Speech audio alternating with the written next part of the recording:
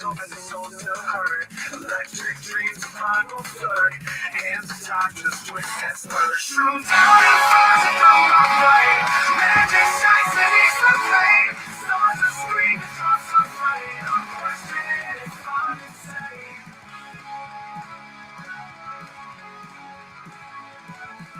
Eyes are bleeding, colors gone. Gravity just feels reborn. Voice and echoes are forlorn. New dimension, souls been worn. Reality twisting, play the game. All I know is lose my name. Mystic visions wild and tame. Breaking free from monster frame. Where do I go? Spot out so high. Feet on ground, but trapped in sky.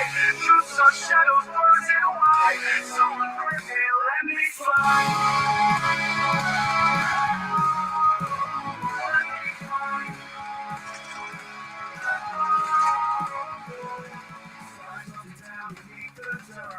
Windows open, souls to hurt. Electric dreams of primal blurred. Hands of time just switch and slur.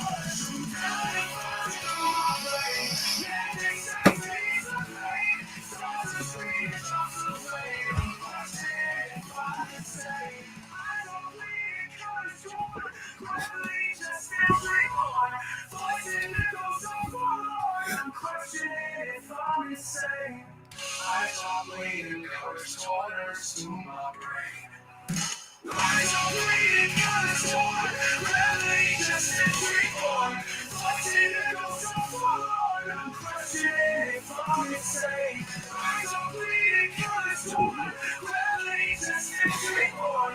Voice and echoes are forlorn. I'm questioning if I'm insane. Eyes are bleeding, colors torn.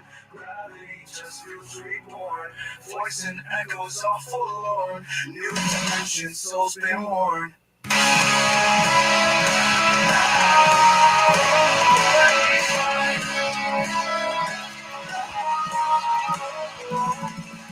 are bleeding, colors torn.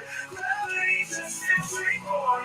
Voice and echoes are forlorn. I'm questioning if I'm insane. Eyes are bleeding, colors torn. Gravity just feels reborn. Voice and echoes are forlorn. I'm questioning if I'm insane.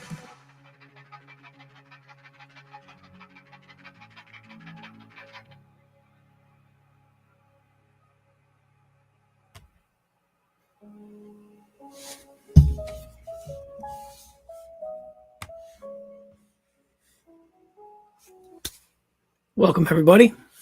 Let me know if the audio is good. Let me know if the video is good. And let me know if you could hear that song. It was testing something to see if it would work. Good morning, Conscious Cowboy. Good morning, Spore Whore. Spore Whore. You know what I mean. And Jesse, what's up? Good morning, Derek. Jesse's not a bot. Sounds good. Thank you. Let me see. I got one other thing to do here. Cancel. Okay, there we go. So, good morning, and good afternoon. Little bit of a new setup today, so it's hopefully not going to have any issues with the audio, video, lighting. I'd probably look a little blue because I got the purple in the background, but whatever. I can't see what I look like, so it's fine. I can just see what this screen shows. Got a new laptop, so I'm trying to work on learning how to use Windows 11. I don't remember how to use Windows 10, so Windows 11 just is all new to me, so everything's in new spots and new places. Yeah, so everything's been moving forward with things. I hope everybody had a good Valentine's Day and had a good week. Got some good updates on some of the stuff we started last Sunday. I got some information. I want to talk to you guys a little bit. I was watching Ed Grand last night or yesterday, and this subject of grain spawn keeps coming up, and he's perfectly correct. But I think it needs to be reiterated because contaminated grain spawn is very, very, very easy to have happen. I have an example. I made birdseed, came out fine. I made more birdseed, didn't come out fine because I hydrated it differently. I made popcorn. So basically my popcorn came out wonderful. Let me see, like Ed was talking about yesterday, how putting a little bit of vermiculite in the bottom is good for air. I do it a little bit differently. Once I put vermiculite in the bottom, like he was talking about, with my popcorn. And then what I do is when it's done and the pressure has equalized and the jars are still warm, I shake them. Okay. What that does for me, I'm using really thick vermiculite. I mean, you can probably see how thick the pieces of vermiculite are in there. There's a piece right there. Okay. So I'm using some really coarse vermiculite in here.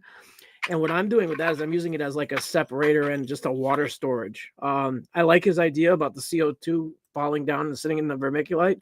I might try that as another experiment.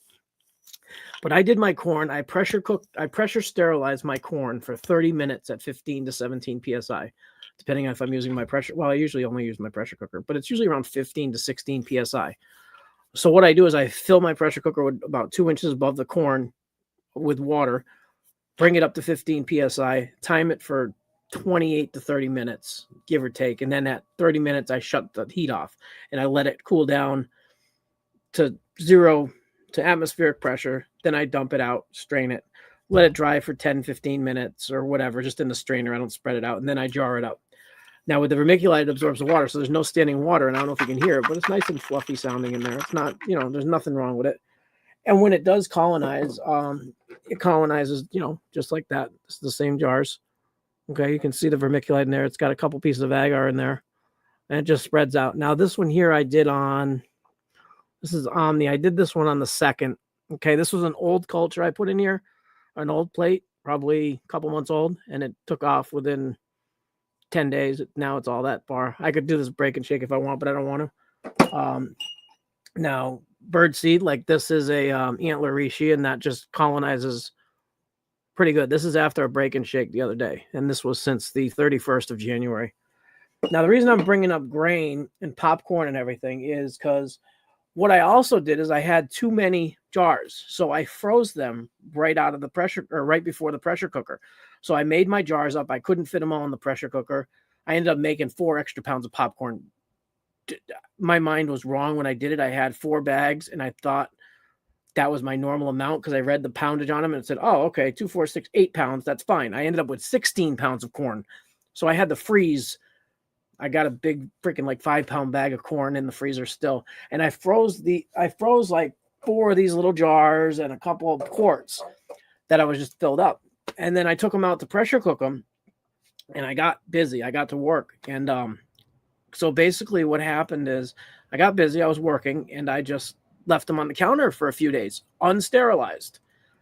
So I looked at them the other day and I said, oh, wow. Now this corn is the exact same corn that I put in these jars that's doing just fine. Okay. And now it's got that beautiful green tint to it. Isn't that nice? So all these jars that I froze were fine when they came out of the freezer. 2 days later, they all had trick. Now, these were all jarred at the exact same time as this corn. It's all the same corn. Now, these are just fine. There's no trick, no nothing in there. 3 hours of sterilization killed the trick. So make sure you hydrate your grains properly and make sure you sterilize it long enough. If you're using a steam sterilization pot without a pressure cooker, 3 to 4 hours minimum. You want to get that thing in there and keep the steam in there and get them hot. You want the center of that grain to get up to temperature. Because literally, I have the bag still in the freezer, and that one doesn't have contamination. But now I'm scared that if I take it out to thaw, how strong would trick be at this point right here? Now, how strong is this? Could I sterilize this and use it? I don't know if I want to even bother trying, but hey, who knows?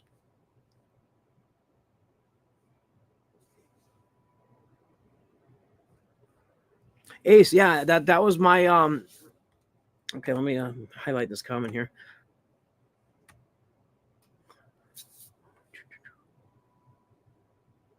Yeah, Ace, I started off when I first started, I was running a T-fall pressure cooker. It was the same size as the Presto, but it had a different setup. And I was running it for 90 minutes, sometimes only an hour and 20 minutes, 90 minutes, maybe 100 minutes at times. And I was getting a lot more contamination. Now that I run minimum 120 to 150 minutes. That's like my bare minimum.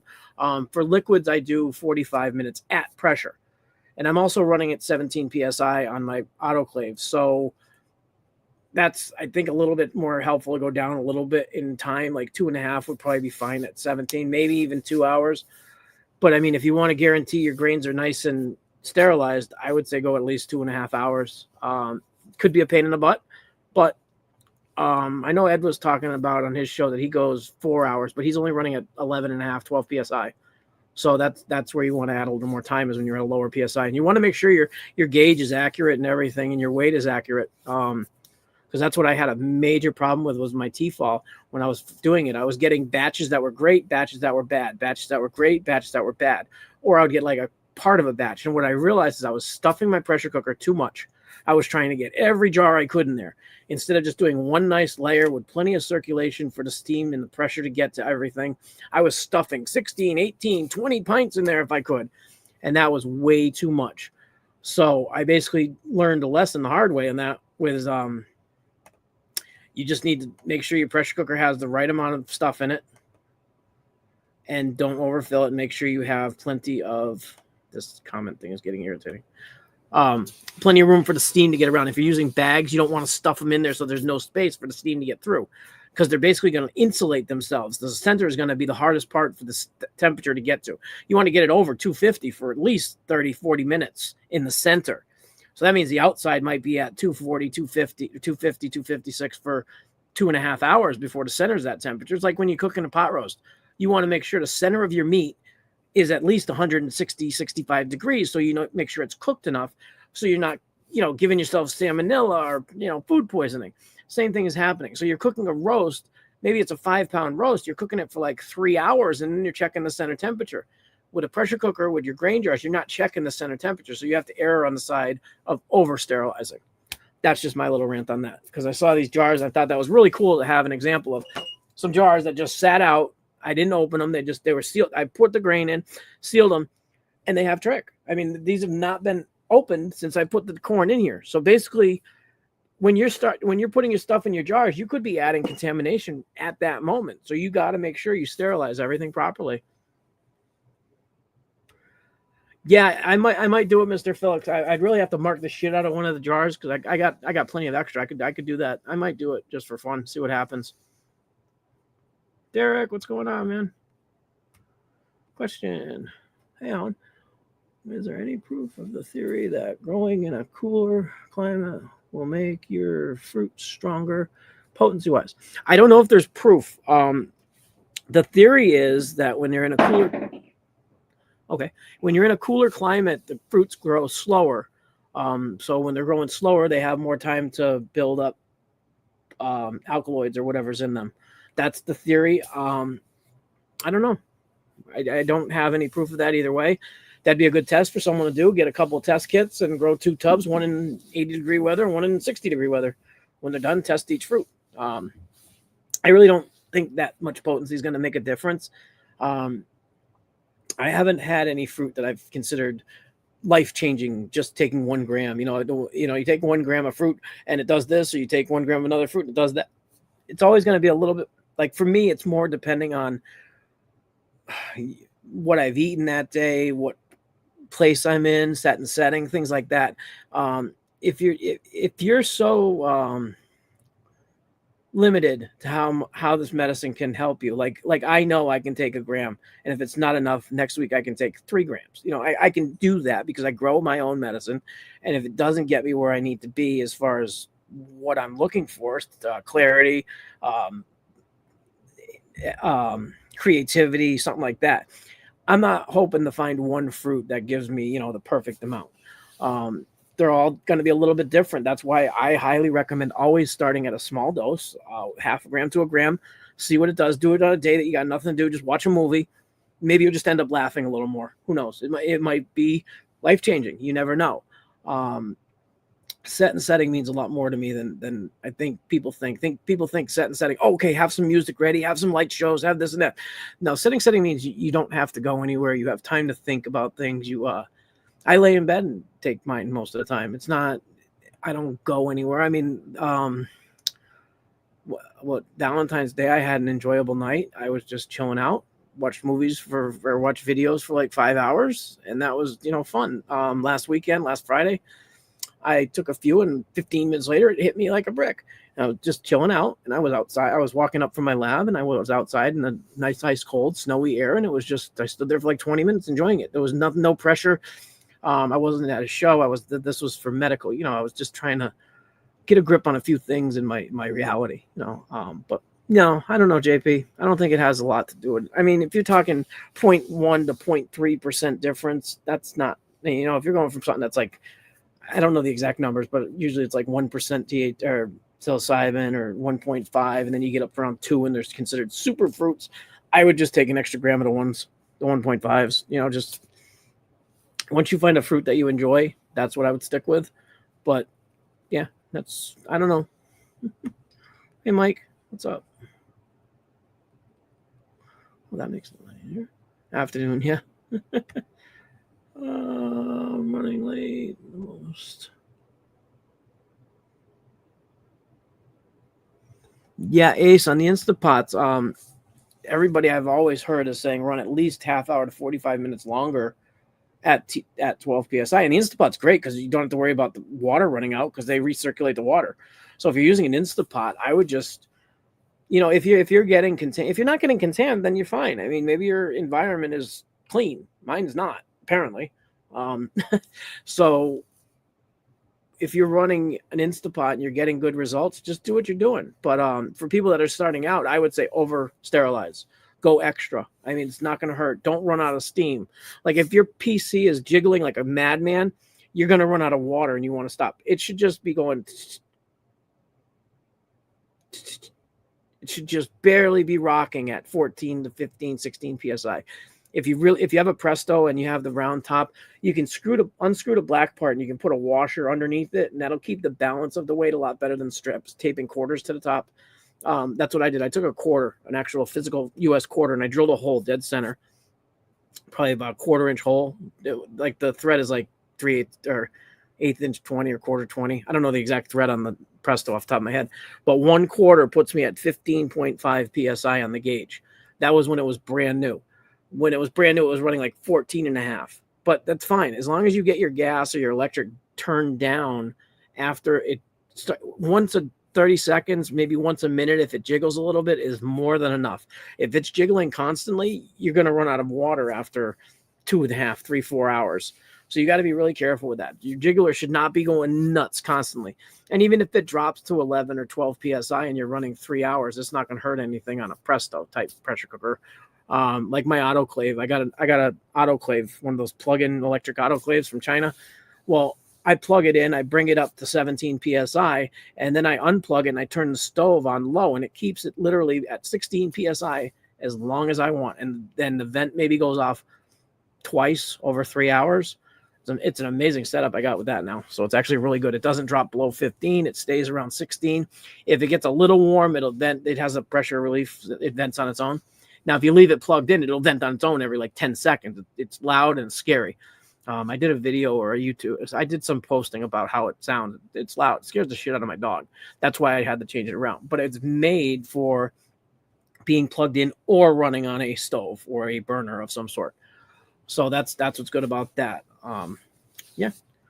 But yeah, so Instapots are great. You can do a little bit of stuff for a long period of time, and it's really set and forget. You can just put 4 grain jar, 3 grain jar, 3 quarts in there. I don't know how much you can fit in yours, but I can fit like 3 of these in there. So I put like 3 of those way back when I first started. I had a used Instapot. It was, I think, an 8 quart, but I could fit like 3 wide mouth or small mouth pints in there, maybe 4. I don't remember.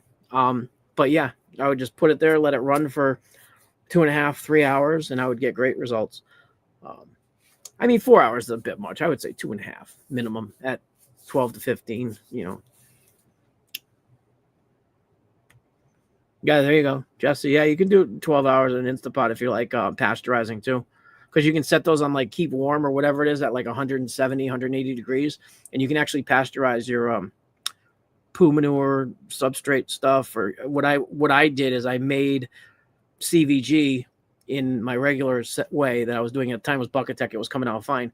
And then what I did is I pasteurized just the poo in the Instapot for it was probably like 6 hours at 185 degrees. It wasn't as long as that, but and then what I did is I added the poo to the CVG and it worked out just fine. But I wouldn't recommend doing that. If you can pasteurize properly for poo substrates, go for it. I know when you sterilize poo substrate, you kill a lot of the beneficial bacteria. That's why we low temperature pasteurize it, like not low temperature, but like 185, 170 for a long period of time. What that does, it kills the bad bacteria, whatever the bad ones are, and it lets the beneficial ones continue to work. So that's cool. Mike Owen, what's up, Owen? Or JW, whatever you like to be called. Exception, nice to see you. Hey, Mike, again. Okay, let's see.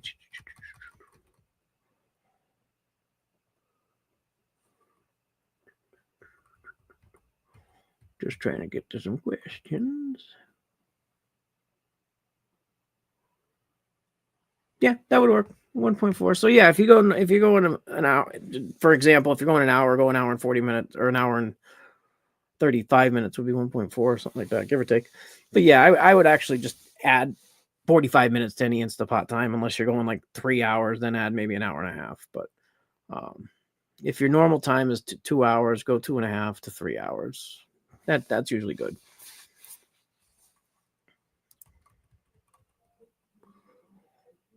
Oh, I'm sorry to hear that, JW. Hope you feel better. And again, Ace, I'm just saying, I'm just erring on the side of over sterilization. Just because some people hear 90 minutes, okay, go 90 minutes, shut it off. When an hour and a half is kind of on the minimum side for a lot of things, especially if you're doing it yourself. Like me, I did these myself, and I sterilized them for a long time, and I'm glad I did, because now I can see that they turn green with no freaking inoculate. I mean, I literally filled them with hot corn that was still warm. I mean, it went from the pressure cooker into the strainer and into the jar and into the freezer. So where it could have caught a lot of I mean, yeah, I agree it was out in the open, but that's a lot of freaking trick for that little bit of time. Sorry, I'm still getting used to the controls on the computer. Okay. My Instapot. What? 18 pounds. No, spots are... Wow, that's pretty high, Jesse. I've never seen that. Okay, we gotta get a different angle here. I can't see the screen. There we go. Oh my God, thank God. I knew. Yeah, that's the thing. And especially with like pressure, like Presto. I've seen videos where people have that rocker just dancing like for hours. It's like, how much water do you put in the thing? I had like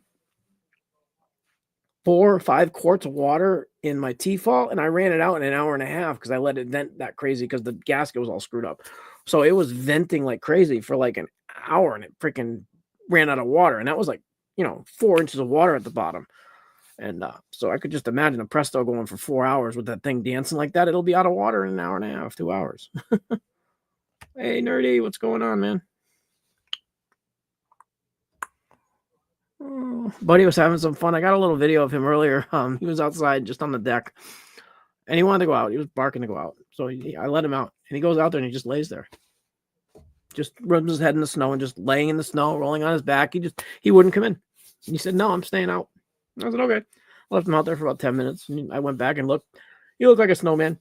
Or snow dog. He was completely covered in snow because it's been snowing here since yesterday. I think my father blow some snow on him too, but he was like in the snow. He had this nice little doggy form on the snow. It was cute. I got some videos of him before that happened. Hey, Justin, what's going on? Nice. I actually, you know what I just did? Oh shit, I didn't bring it in here.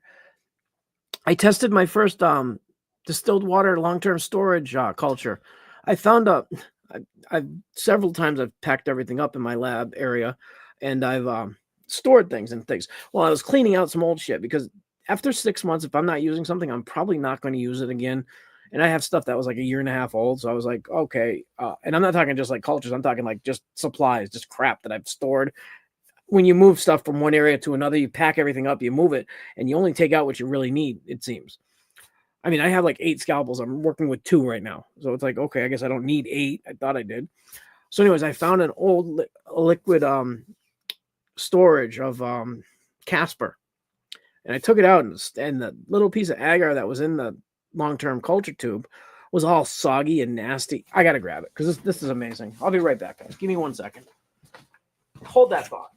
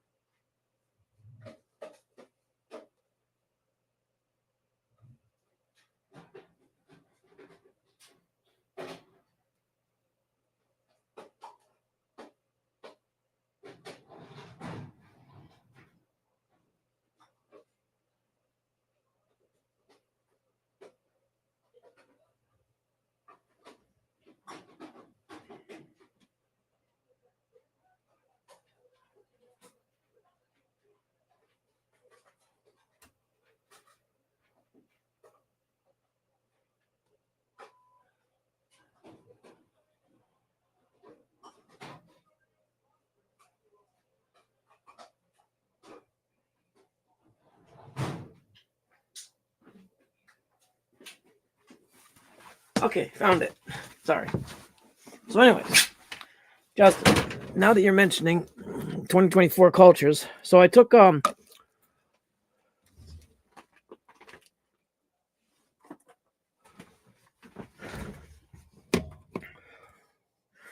this is Casper in long-term water storage. Inside you can see little tiny things floating around. This is not an LC. This is actual agar pieces in distilled water. You can see them right down there. So I took one out and it was all slimy and nasty looking, right? And I threw it on some agar and it just sat there for like let's see, when did I do it? I did it on 2/5. So I did it 11 days ago. So I put it on there. It looked slimy for like 5 days. And all of a sudden I looked yesterday and then bam, all nice and beautiful. That big slimy chunk on top, that's the freaking culture that was in long-term storage.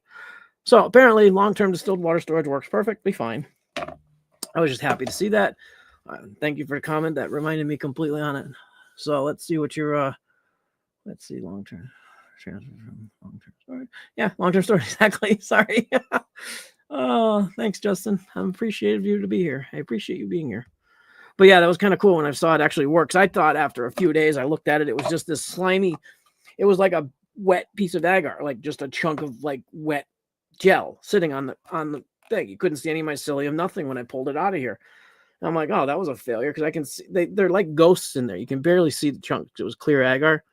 I think it actually might even be gel and gum. It might be either one. So, anyways, I made it and I put it in the storage. And I did this back on August 29th. So August 29th, I put these in the water here. Just left them. I haven't touched them. I wanted to test them. That was why, because I never knew if it worked. So I finally got a chance to test it. So it works. Thank God.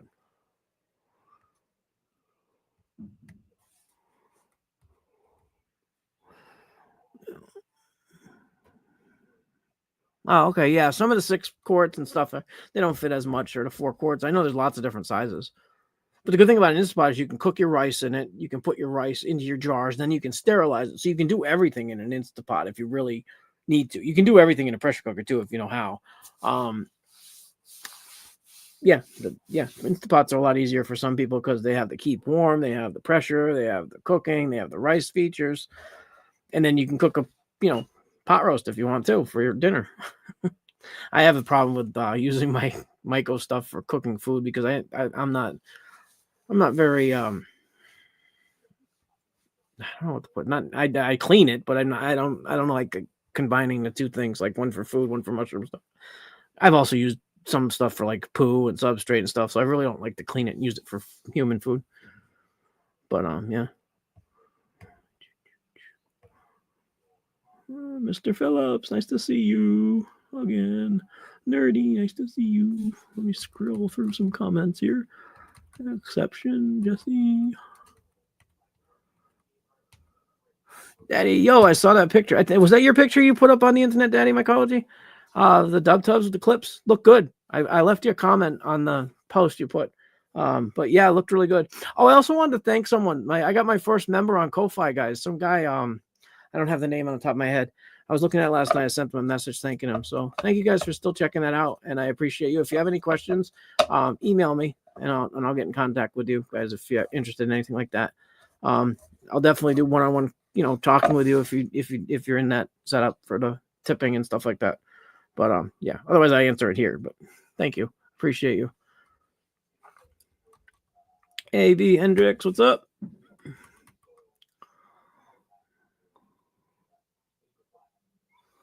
How long am I going to be growing mushrooms? I don't know. As long as I can.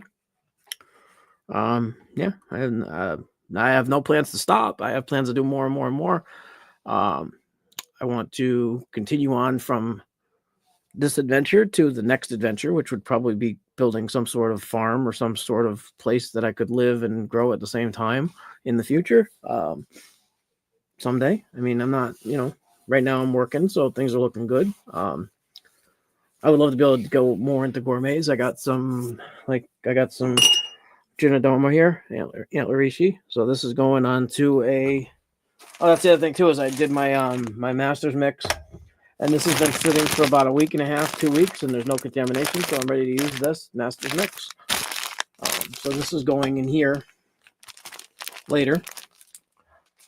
I plan on growing for a long time. I plan on doing more and more with it, not just doing some cubes. I plan on always growing cubes, but yeah, plan on doing it for a while. Hope I see you doing it for a while too in the comments and keep it going. Eventually, I want to do more, show more. I was actually Nerdy. You're gonna get a kick out of this one. I was tripping the other day and took some shrooms, took some other stuff that I've been thinking. I'm like, you know what? I was looking at your Colorado Myco League. If anybody doesn't know this, Nerdy runs a little thing called the Colorado Myco League, or he's part of it. I was like, wow, that'd be cool to do in Massachusetts Myco League. So I was actually going to contact you and talk to you for a little bit about that, or something, so that I could just at least run some classes on how to grow. That was what really inspired me, Nerdy, was your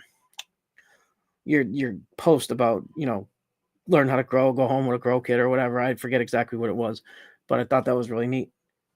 And I thought that'd be something I would love to do, at least be able to teach people how to grow something, maybe even if it's just simple, like a Pioppino mushroom or just something legal, 100% legal. Just to show them what can be done with CVG and stuff like that and how to do it. So eventually that's something I might want to look into doing, is setting up some sort of or at least just have a flyer at different stores and stuff to show people where to do it. I was also finding out that you could do things at not grow head shops and stuff like that, or grow stores that sell grow stuff. I know they do already have probably stuff in most of the stores around here, but who knows? Maybe I'll find some interesting places to do it.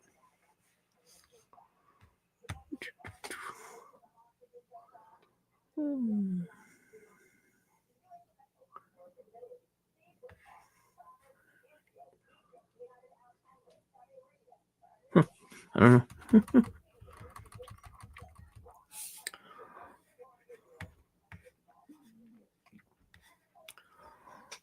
That's really hard to read. I've been. I need to do. Yeah, it was actually really easy. I got some of these centrifuge tubes. They got the flat bottom, so you can just put them down. But I filled them up with 30. I don't know, it's probably 40 cc's of water. They're 50 cc or 50 milliliter tubes. So fill them up with distilled water, put them in the pressure cooker for, I don't know, an hour, half hour, an hour. Took them out and I just put them on the shelf. And then when I was ready, I just put a few little chunks. You don't want to put big chunks in. I actually put way too big of chunks in. But from what I've been learning from the other creators and stuff and the other growers, is you put little tiny chunks, like little 1/4-inch squares, like 3 or 4 of them in there, and that's plenty for your culture. I took out a chunk that was probably that big. It was huge. It was the size of a dime, maybe even a nickel. And when I put it on here, it was just completely slimed it. It was, now you can see the colors being eaten away out of that. It's hard to see. But the piece I put in there was a nasty chunk. But, yeah. So anyways, it's growing out. I can take a transfer off that, or I can just wait till it grows a little more and just use it myself. There's no contamination or anything, so just different. Never used it. It was fun to see it work. But yeah, definitely give it a try. Fancy. Good morning, Cat. Spore horror. I'm in the process of cleaning up all my cultures before making water storage. Good to know. Yeah, I'm actually in the process of cleaning out everything. I'm just starting pretty much. I'm not starting over. I'm starting all my cultures over. I want to start from spore on everything I do. I want to grow a few things like this Casper. Then I got this one here, which is another one that's just growing. It's Silly Billy, but I didn't like the way it grew. But I grabbed that by accident. Oh, I did want to mention the LC I've been making. Let's see. This is the lion's mane. It's nice and thick. Look at that nice thick biomass at the bottom there. Oh, those jellyfish. Anyway, it's hard to see. But anyways, I was mentioning that I got some of the Dr. Mike stuff. Well, this is since last Sunday. I showed you guys the inoculation. Look how thick that is.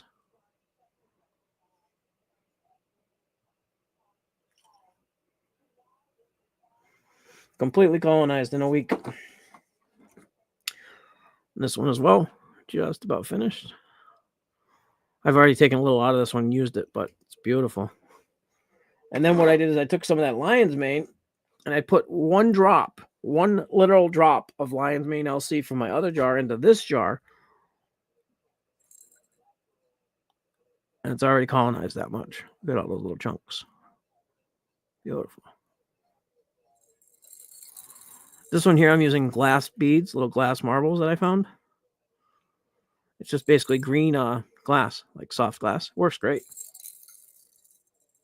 But anyways, yeah, that Dr. Mike's adaptive LC is amazing. I can't wait to see how it works on grain. I just put some in. And then the other thing I'm doing now is I tested out that vitamin water stuff. I'm not going to do it again. It didn't seem to really do much. The regular LC works just fine. Vitamin water, that's a pass. It was a fun experiment, but it's a pass. Now I'm going to just use these little tubes to hold my swabs. They work perfect. And then, let's see. Let's see what's next.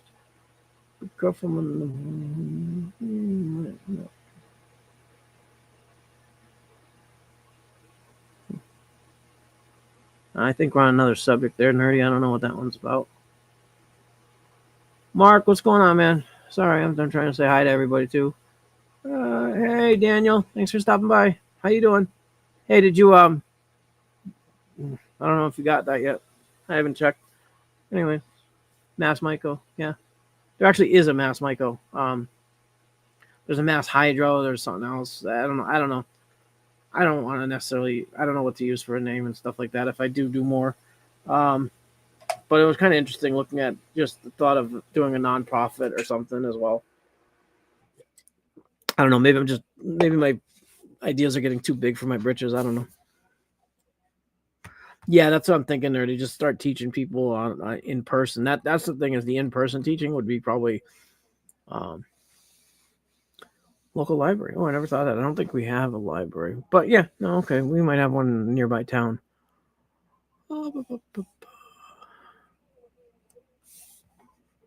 Yes, it does. I'm sorry, guys. I keep zooming in like that, but there's a light blue thing, and I don't read that color very well. So I got to figure out how to change the colors on this for that screen. Natural growers may have space to use. Oh, that's a good idea. We got a place called Big Bunny Market, which is right near where I work, right behind where I work. They got a bunch of freaking empty vacant stores next to them. Maybe I could talk to the owner and see if I could rent one for a day and just hold an event or something. Who knows? Oh, okay, how long would it take to make an FFU? It took me 2 years to make an FFU. I built my first one, it worked well. I built my second one, it worked well too. Finally, at the end of the second year, I got a job and bought one, and it worked freaking amazing. So you can do a few different things. I started off with a broke boy style. I made a wooden box. I bought 2 filters off of Amazon. They're like 13 by 11. So I ended up making my flow hood 22 inches wide, 13 inches tall, a big box. I put a fan on top, sealed it up, worked great. Got me 90% of the way to 50% contamination rates, which is, I know that sounds like a lot, but it got me a lot further than a still air box did for me in my environment. It might work a lot better in yours. I have a lot of like dust and mold in my area. I live in a cottage on a lake. It's a brick building. It's not. I have dogs. I have people. It's just not a sanitary area. If I built a new place, it would be completely sealed. But the first one I built was 22 by 13 by about 24 or 30 inches deep. I put a scroll fan on top, and it worked great. I had it up in my house. I have my older videos. It's up in my upstairs.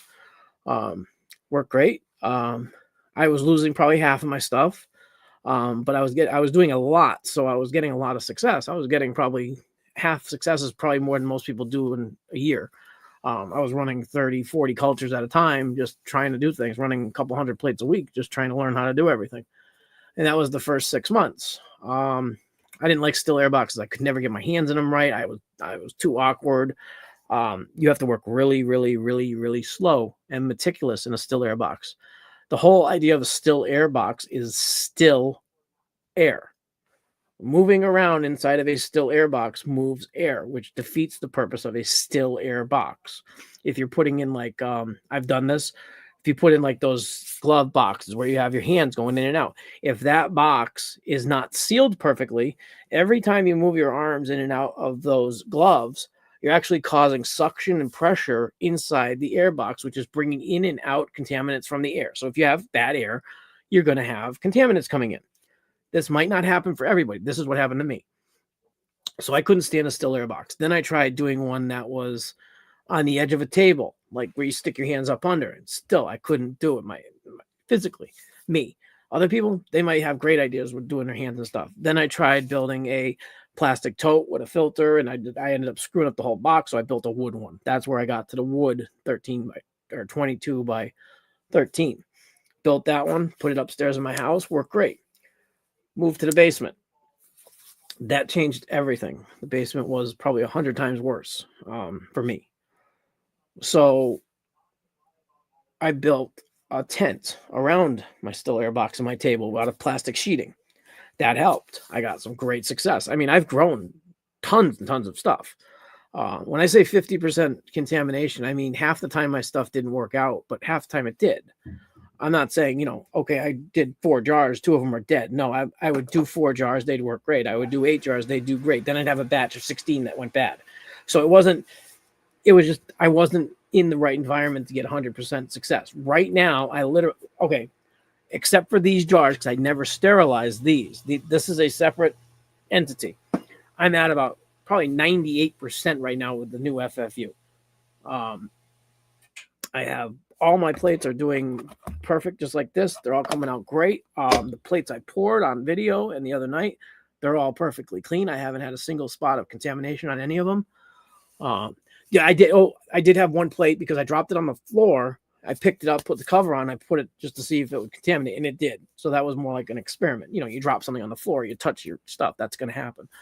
But as far as just accidental contamination, that stopped completely with this FFU.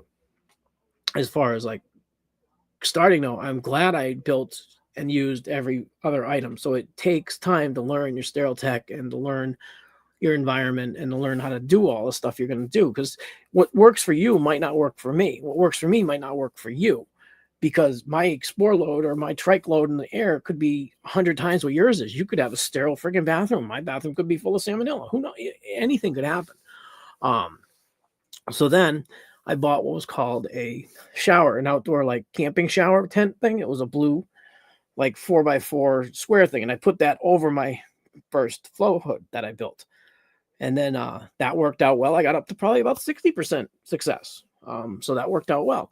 Then I decided that I was going to get a different tent. So I bought a bicycle storage tent, which was, I think, 6x8, something like that. It was square, but it was short because I don't have the height down here. I only have about 6'8" in here, 6'5". Actually, I only have 78 inches. So that's 6'8", 6'6", 78 inches. Okay. So I built the first one, and at that point, I decided to build a new flow hood, and then I found a 2x2, 12-inch deep Vivor filter, HEPA filter, H14 HEPA, and I built a box, and it was heavy. And Happy, he would know this too because he got the same one. He built the same one. Now the filter worked great, but I was limited on space, and I had everything packed into a little tiny tent. So I got up to about 70% success rate within instantly. So everything was working great. Everything was working good in front of the flow hood. But all this time, my success rate was going up, but I was learning how to not work over plates, how to use my tools, how to open plates, how to sterilize, how to sanitize my hands, what to do, what not to do. Simple things like a lot of people spray their hands with alcohol and they use bare hands. But then I found out, this is most recently, once you spray your hands, get them wet, but don't rub them together because you're going to lock off skin cells. And even if the skin cells have ISO on them, they're still going to get on shit. So it's just little things like that I learned along the way. And now that I got an extra job, I had an extra $500. I got a good flow hood.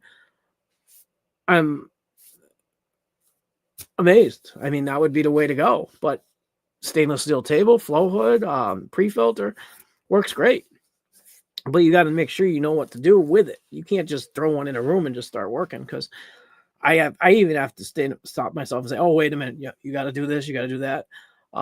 You can't just jump in front of it and turn it on. Like it's not on right now. So I can't do sterile work for at least 15 minutes after turning it on because I realize now that you have to turn it on. You have to let any dust blow out of it. You have to get it ready. Those are things I wouldn't have learned on my first two flow hoods. I just turn them on and go. But after watching videos and learning, before I wasn't paying attention to what they were doing because I thought they had an FFU. I had a homemade thing. So I was thought, yeah. But yeah, I mean, if you got the money, buy one, but learn your sterile tech.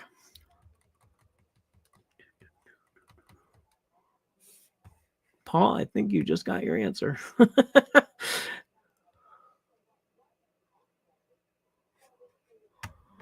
No, Nerdy, I haven't gotten anything yet. I missed the mail yesterday. I got a package I got to send out to Daniel. I got a package I got to return to Amazon. I woke up late yesterday after my Friday night. I fell asleep probably about 4:30. I started at 8. Anybody that saw my post on Instagram knows what I'm talking about. But I appreciate it, Nerdy. I'm sure I'll get it. I'm not worried. Slimy players. Culture 2001. 10 slimy. Well, I should rephrase. It wasn't slimy. It was just it looked slimy. It was like wet. It was just, I never used water storage agar chunks before. So when I took it out and put it on, I was just like, oh, there's no way that's gonna work. I was like, that's garbage. I just took it, threw it in a plate. I just wrote right over the whole thing because I really didn't think it would actually work. I wrote H2O storage on it just to test to see what would happen. And it came back.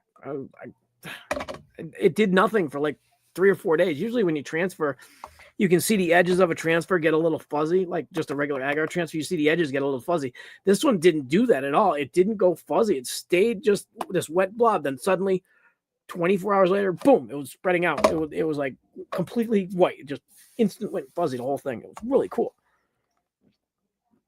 Now it just looks like regular agar sitting on there. You can see it's kind of like, it's hard to see on this type of camera. But anyways, yeah, and it's going nice and riso.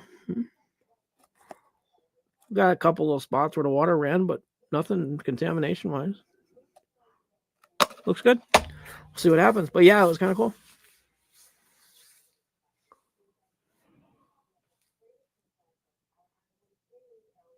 Oh yeah, I don't know how the air volume would affect it. That's a good thought. I was just looking at my jars because I've been filling them a little bit too much. And like I was talking about last night about flipping them over to let the air out. I just put all my jars upside down in my incubator. I have like a filing cabinet with a heater to keep it 75 degrees. I just went in there and I have some jars that are unmodified like this. And I loosen them and just flip them over for a minute and then close them and leave them like that. I close them before I flip. Like if I flip this over like this, I open it a little bit, let the air fall down, and then I close it before I put it back, because sometimes the whole block will shift, and you don't want that because it'll suck air in and out, kind of like a cylinder. That's my thought. But yeah, Justin, I'm not into all the genetics I got anymore. I mean, I got like so many different ones that I've grown already that are not. I only have one or two that I've really been happy with the size and the way they dry, and those are some like I like Yeti, I like a couple others, but I want to get some longer fruits. I'm getting a lot of like 3-inch tall, 2-inch cap fruits, and I want something different. I want some more variety in the look of them, because those are cute. They're great. I mean, that tub I did that had the multiple color things, I swabbed those, so I'm gonna do an F3 on that one. But I didn't feel like cloning any of them because they didn't really they were pretty, but I had other tubs that looked very similar. So like the picture of this live stream, that was the albino Normac. It looked good. I swabbed a couple. I got some swabs. I want to do another generation just to see if I can get something better looking. Maybe even throw them with another something else. But I want to find some bigger fruits, like some squats. I got some coming, some spores. I got the PF albino coming. I got J Ghost, and some others from Ed. I got some new ones. I got that Toke F8 Nerds. That's this one that's ready to go. This is just a half pint Toke F8 Nerds. I colonized this one on 2.8. So that LC from I don't want to get the name wrong. Full Canopy Genetics. This LC worked freaking amazing. That's not bad for 10 days. Full colonization. No break and shake. Just let it sit. So yeah, that one worked out really well. Also, the albino Louis Vuitton is growing well in the Jungle Pack all in one bag. I got that right here. I want to show you guys how that's going. I don't know if you can see it, but there's some colonization starting.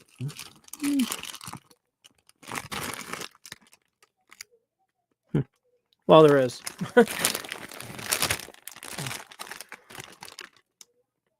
There's some white over there.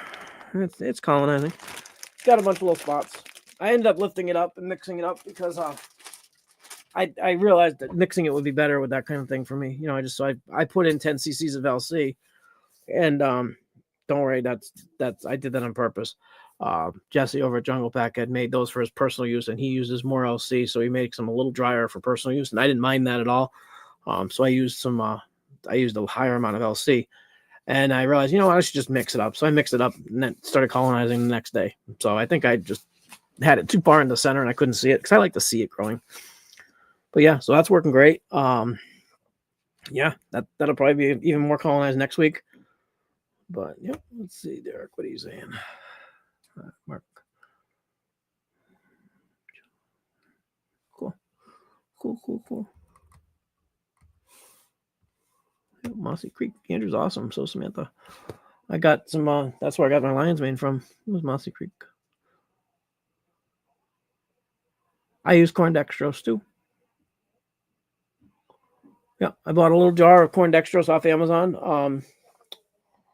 That's what I have in. This is a uncolonized LC. Okay, there is a little bit of sediment from the corn, as you can see. So there's a little bit of sediment. I let it caramelize, as you can tell by the color. This is corn dextrose, a little bit of light malt extract, and a little bit of peptone. So that's how they start off. I don't know if the light's a little screwy, but nice and clear. It's not, it's not perfectly clear, but it's nice and, there's a little bit of stuff in the bottom. And then this is within 2 weeks. This is my, let me get the Great White Monster culture. This one's cool. This one's still just, see all that biomass at the bottom? Well, you're getting a reflection. I apologize. I can't get rid of reflection. But anyways, look at that biomass. I can stir it up. Boom. Tons of LC. So anyways, I'm just doing these for fun. I don't really use, I like using agar, but I wanted to make some LC in case other people want stuff and I can send it to them. That's the reason I make LC, just because it's easier to send sometimes. And I also want to have it for giveaways and stuff. Because, yeah. But these new lids from Dr. Mike's, they're working out great. One thing I did notice, now this is not his fault, this is my fault. My jars, the lips on my jars are not perfectly level. So buy quality jars. These are Ball. I don't know if they were on sale at Walmart, so maybe they were like a second or something. Check the lid rims. Like if your lid rims aren't perfect, you might get a drip of water here and there. So what I'm going to do, I actually talked to John over at Dr. Mike's. Hopefully he's going to be on one of our weekends here. He said he'd be interested in coming on, so hopefully that'll happen sooner than later. So I talked to him. I said, what I'm going to do is I'm going to put a little bead of RTV or gasket right in the rim, and because he used different jars than I use, so that's one thing. And he also said maybe that they could have him make the lip a little bit deeper on the inside. But besides that, they work perfect. So if you don't flip them over and start shaking the shit out of them, they don't leak at all. But if you start messing with them and your jars are chipped or anything's not right on the rim, that might be the issue. So I think that's where like a gasket would come in handy. But anyways, yeah. So the review, they're working great. The filters work great. The self-healing injection ports are amazing. I've gone in and out of these things a few times with a couple of the other ones, and they make no sign of use whatsoever. They're solid chips. They don't have a hole in the bottom. They're just a solid plug. They're working really well. I'm very impressed by that. I'm very impressed by the liquid culture. I'm very impressed by the agar. It said high contrast. I don't notice that high contrast. Let me grab one plate and show you guys. I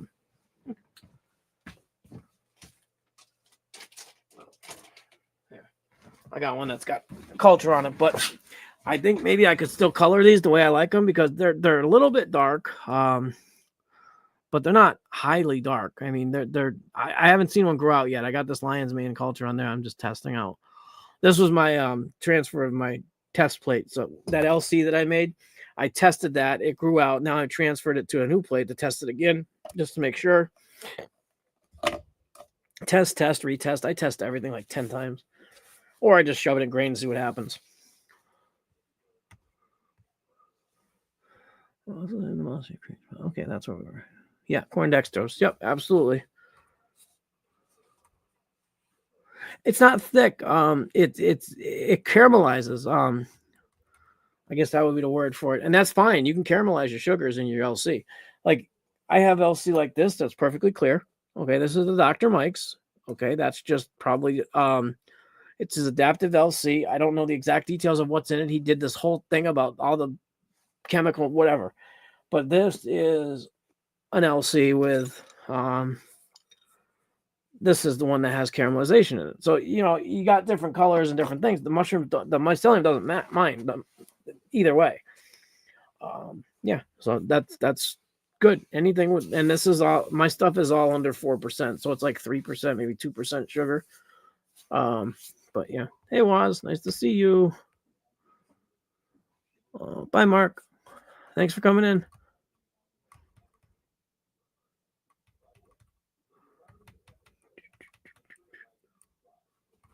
Hello. I'm saying hi. I'm just looking. Okay. Oh, thanks, Derek. Hey, JC Cat. What's going on? How you doing, hon? Nice to see you. So anyways, the other thing I did is I don't know if you guys remember, I showed you guys last week, I got this little container from my work to do just a novelty grow because I'm kind of stopping with those. And what I did is I put a layer of CVG and then I just poured some spawn on top of the CVG and then covered it, packed it down. And you can see it's starting to colonize around the edges. And then suddenly I saw this side, bam, all colonized. And then it went right up into the inside. Well, maybe you can see, but the inside's all getting colonized too. The humidity in there is perfect. So, but anyways, all inside here on top is already starting to get little mycelial growth. Maybe you can see it a little bit, but it's right there, all over there, coming this way. But yeah, this is going to be fun to see what happens. But yeah, it's just a nice white layer of mycelium growing. This was just for fun. It's colonizing. This I did on the 8th. So this is 6 days. It's already starting to colonize all the way around. It's kind of cool to be able to watch something like this. That's why I do these. But like I said, I'm leaving the lid on for now. There's a little bit of gas exchange right here. I put some tape and I just put a Ziploc bag over because I didn't have the lid. So there's a little bit of air exchange up here. But the moisture's staying nice in there, as you can see. That's what you want your tubs to look like. You want your walls to be moist. You want your air exchange to just be a little bit. I can just squeeze it a little, get some gas out, or I can flip it, turn it to get the CO2 out. But I don't really care. That's going to be novelty. It's going to be cute. I've harvested everything else. I didn't take pictures at the end because they looked the same. They just looked like regular. The tub that I had, the Stargazer crossed with black cap, came out beautiful. I had some white fruits, I had some brown fruits, I had some in between fruits, and they were all mixed together. But I harvested it. I got it drying now. I didn't want to let it go any further, and I didn't have my camera with me, so I was down here. I was working. I figured, I'll harvest it.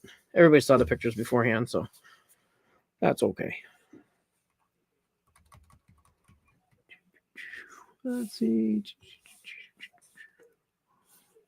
Michael. Oh wow, we have more questions. I didn't see all those. Cool. Jeez, yeah. Everybody's saying hi. Let's see. I use my SAB. Yeah, no, Nerdy has great results with SAB. A lot of people do. But animals, we also have a fireplace. I mean, there's so many different things that can affect how your atmosphere is going to be, your environment, whatever. Yeah, we got wood burning, we got gas burning, we got dogs, we live on a lake. We keep the doors open. I mean, in our basement we have a brick and mortar walls, or rock and mortar, I should say, with cement floors. That kicks up constant dust. We have water issues in the basement, so I'm constantly dealing with flooding and stuff like that. So that brings in mold and moisture and all that stuff. So yeah, to get the results I'm getting is not easy. If I had a nice brand new house with sheetrock, or perfectly clean home or building or tent that was big enough to work, that's why I built this tent, so I had a clean area to work in. But again, it's not going to be perfect. But the flow hood makes a big difference for me. But yeah, I'm sorry you don't have any dogs. You really need some animals. Everybody needs animals. I'm not ignoring you guys. I'm just skipping down to the ones.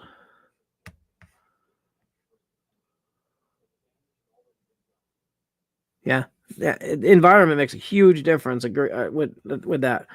Now, like I said, like in my environment, spill air box did not work. I know somebody else on YouTube that Jay Mycology. He uses a still air box to do everything, and he has great results. And he's living in a trailer with dogs, and maybe he's not showing all his results. I don't know, but from what I've seen, it looks like he's doing good. Great, I mean, everybody's different. I mean, if you want the basic idea and the basic sterile practices, people are learning that and they're doing that. Like, wear gloves, don't touch this, don't touch that, don't work over things. Sanitize everything with ISO. Very least hydrogen peroxide or something, depending on what your choices are. But yeah.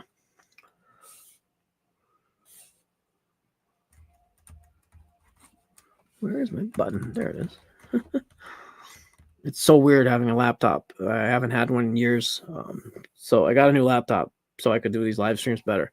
And my microphone hooked right up, so that was good. So I got my microphone still. Still using the laptop camera because I haven't figured out camera stuff yet, and I just don't want to get into it because I know I'm going to spend a lot of money when that happens. And I don't want to.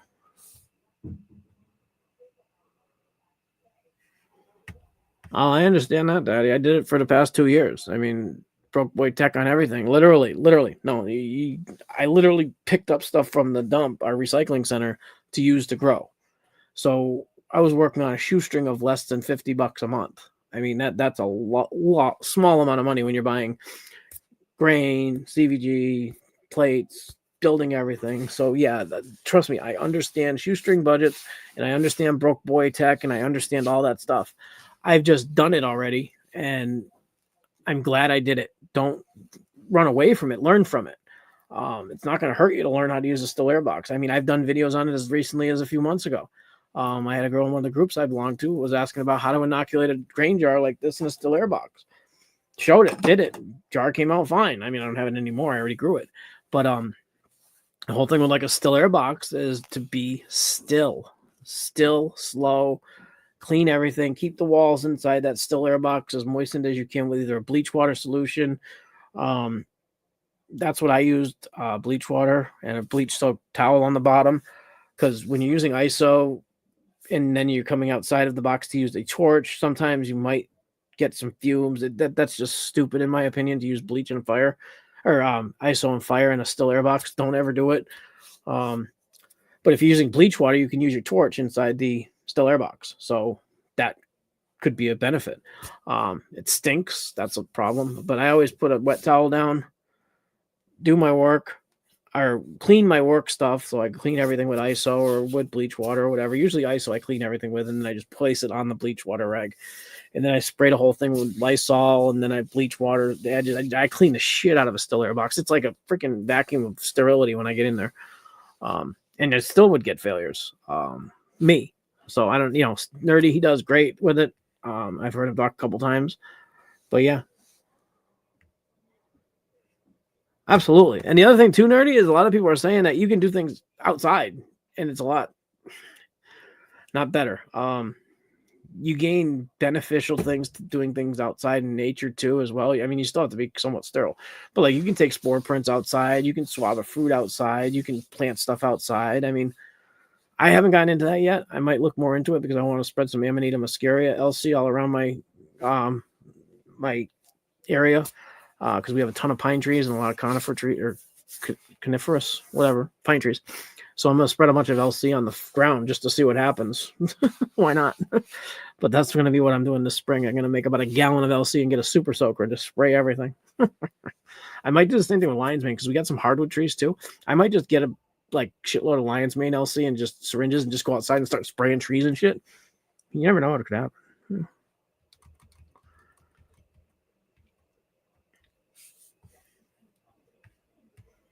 Absolutely. Yeah. Nope. Absolutely. I agree. Yeah. Everything works. It just, different environments, different people. I needed better because I wanted to do more. And I always dreamed of having this. I just never had the money for it. And then when I had the money, I might as well go for it.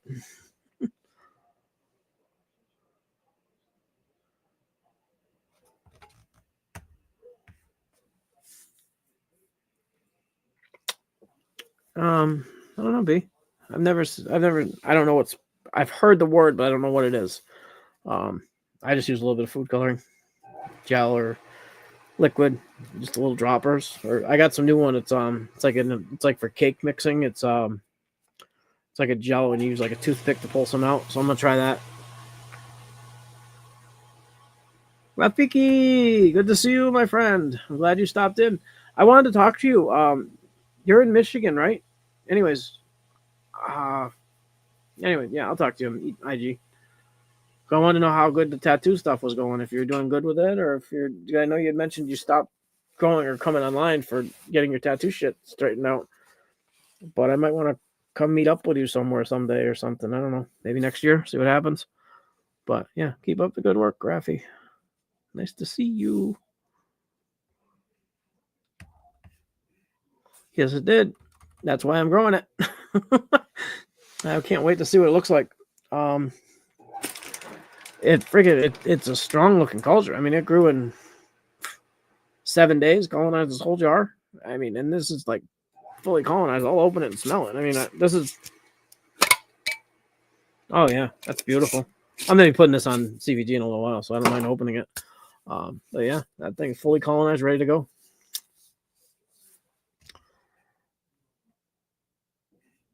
What's the difference between FFU and H14? FFU stands for fan filter unit. That's what I have behind me over here. Basically, it's a fan in a metal unit with a filter in the front. The H14 is the level of HEPA filtration that you get.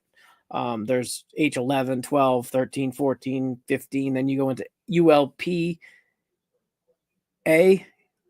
ultra low particulate air filter, ULPF, ultra low particulate filtration, which is the step above HEPA, which gets you down to like 0.001 micron. I mean, that's for like surgical suites or like biohazard stuff.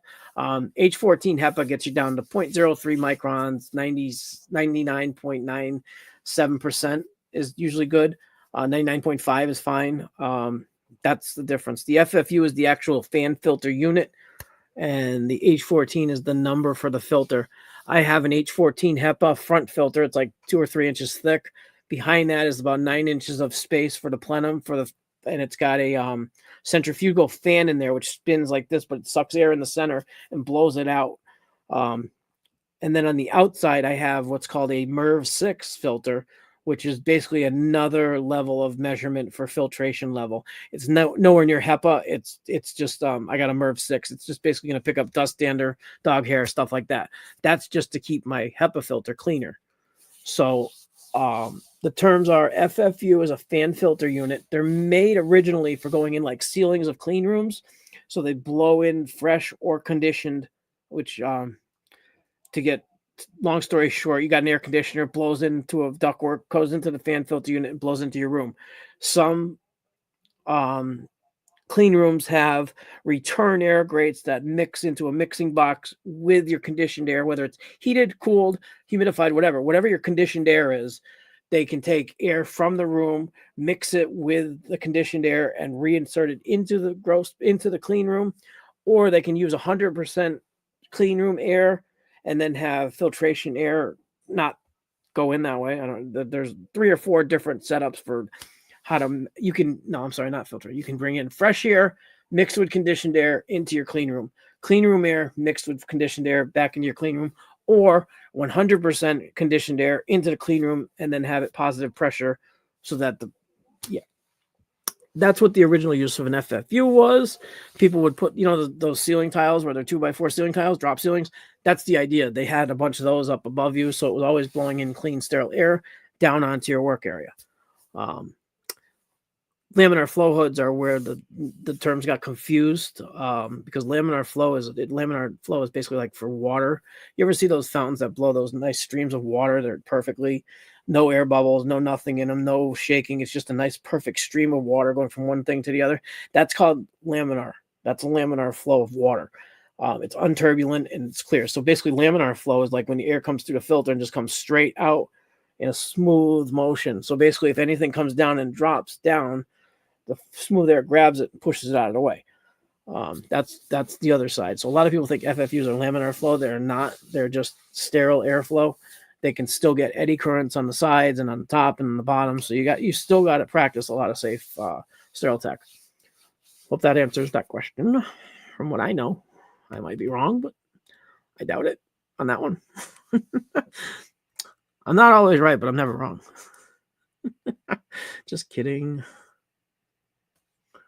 Blueberry mode. Yeah, I saw the same episode you did, Nerd, I think, on MycoGeeky. Jesus is in the house. Oh, boy. Yeah, Justin, I saw that years ago. When I first started, I saw it, too, somewhere. It might have been Ed. Might have been someone else. I just forgot about it. I never did it. I used to just take my jars and just shake them or just crack the lids a little bit and shake them. But I think I was introducing a little bit too much contamination. Wasn't really that concerned with it until I started filling them too much. Like this Rishi, I already did a break and shake on this, and this thing's full right to the top. So what I did is I did the same thing. I just flipped it, let it fall, and then put it back. This one's kind of cool. This is Shipwreck. I've never grown this one. This one I did the exact same thing to where I took the lid. See, there's some spots that aren't colonized. Whoa, what the fuck? Sorry. Hope you guys are still there. Anyway, so this is Shipwreck I got from Happy, I believe. No, I don't know. I got it somewhere, but it's not 100% colonized. So I got a few spots. So I think maybe there's a little bit of stalling. So what it is, again, I flipped it over. Oh, let me leave it this way. I opened it a little bit, flipped it over. It forced all the air out. See the air's on top. And then I closed it and put it back. So that should be fully colonized probably soon. Hopefully. We'll see.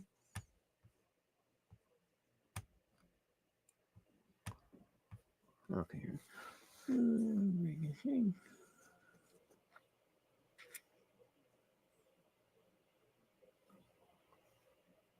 Yeah, that's exactly what I'm saying. Is like some of it is I've done break and shakes where I've shaken them and it just stalls. And then when you open the jar, you let the CO2 out a little bit, it just seems to come right back. I don't know if they all work, but at least you can grab a culture out of it if you need to, grab a grain, try to put it onto agar if you need to try to save something. You know, a lot of times we sit there and we think we need 100% success. Sometimes we're just trying to get a fruit for some spores or a fruit for some clones to do stuff. If you're growing to grow mass amounts of your fruit, you really probably should just find a culture and stick with it, or a couple, 3 or 4 cultures, or rotate something annually, like 3, 4 times a year. Do a ghost, do a JMF, do this, do that. You know, rotate your stock so that you have different things, but concentrate on one culture and bring it to spore a few times. Get a really strong grow going in your environment. If you're using bags or using tubs or using this or that, concentrate. Don't constantly be changing up, because you're never gonna master anything. So master one, knowledge of many, but kind of thing. Kind of the opposite of the thing that master of none. So I don't know. There's a thing about that. But anyway, yeah, that's my advice. I mean, I would love to stick with one culture, but I don't like one culture. I like growing a lot of different things, and I don't use all the fruit. I just get rid of it. So if I can get a fruit, or if I got an LC and I can get it onto some grain and just get a couple pieces of mycelium to put it on a plate, sometimes that's all I'm trying to do. If something turns green, it goes away. But well, except for that experiment, I might experiment with those.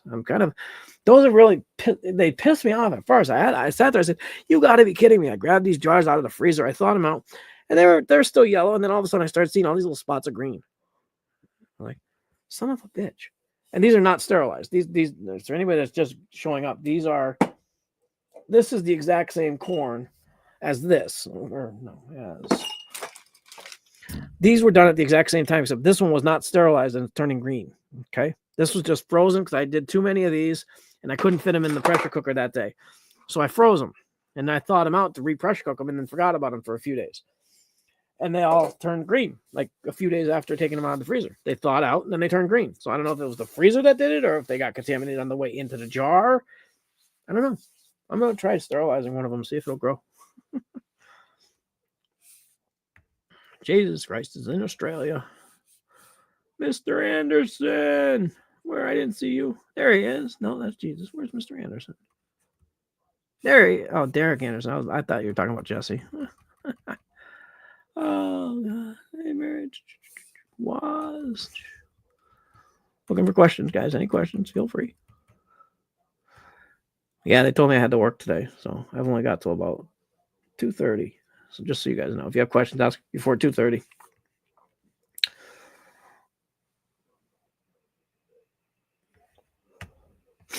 Absolutely. Honestly, the one I'm using, I got off Amazon. It was $490 or $87, $79, something like that. They have a 22 by 22, which is like a 2x2, and that one's $297. Now you can spend more money. I absolutely agree with this. If you have the money to buy something better, feel free. I know Dichotomous Keys, he's offering something over at biologicalconcepts.com. He has a custom-made, powder-coated, beautiful FFU setup. He's got them up to like 4x4. I mean, they're huge, but you're going to spend a couple grand or $1,700 for a 4x4. Now, that's a big freaking fan. That's twice as tall as mine behind me. I don't have a use for that here. Now, eventually, if I have my way, I will have a wall of FFUs, like 4x4s. But that's in the future, 5-10 years down the road, maybe sooner. I don't know. But they're beautiful. Check him out. He's over biologicalconcepts.com. He's on Instagram. Just type in Dichotomous Keys, or you'll find him. Or not Instagram, on Facebook. He's still got one account, I think, over there.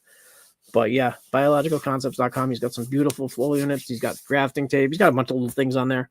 You guys might remember DK, Dichotomous Keys. He was on Facebook till they banned him and shadow banned him and all that stuff. Well, he was busy building a business to sell flow hoods. Now, if you got the money, support someone like that. If you don't have the money, you can get one on Amazon. Their filter is just as good. I mean, they're not powder coated, so it's going to be up to you to take care of it a little better. It's up. But yeah, and go as big as you can. If you can go 2x4, go 2x4. If you can only afford a 2x2, do 2x2. I've never once regretted going bigger on like the first one I built was, I bought one filter. It was 11 by 13. I'm like, nah, I need two. So I put them two side by side and it wasn't big enough, but I was glad I went at least that big. The second filter I made was 24 by 24 and it was great. I'm glad I went that big. And then I was like, I need more room. Now I got a 2x4 and I still want more room. I would love to have 2 or 3 of these things in a row, but that's just, not practical for me. But yeah, go as big as you can. Wait another month or two, save some more money, do something, get a job, get a side job. That's what I did. I got a job just so I could afford cool stuff.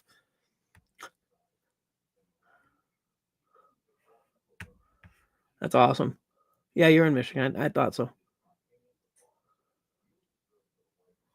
Oh, that's great, Rafi. Good luck. I wish you the best. When you get up set up, I'll come out and I'm opening a mushroom shop in the back room. Absolutely. I need both my arms done. I need cover ups. I need both arms done. I need a bunch of stuff done. Probably at least full sleeve, if not more, on both.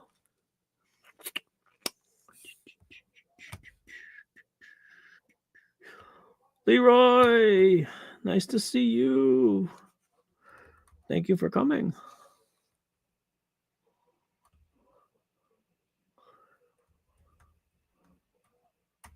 I always try to post a little bit of pin porn, gill porn, whatever you can get. I try to post it. That's absolutely true.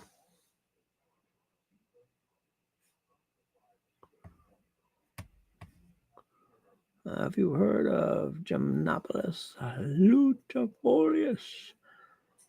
No, I'm not into Latin names. What is it?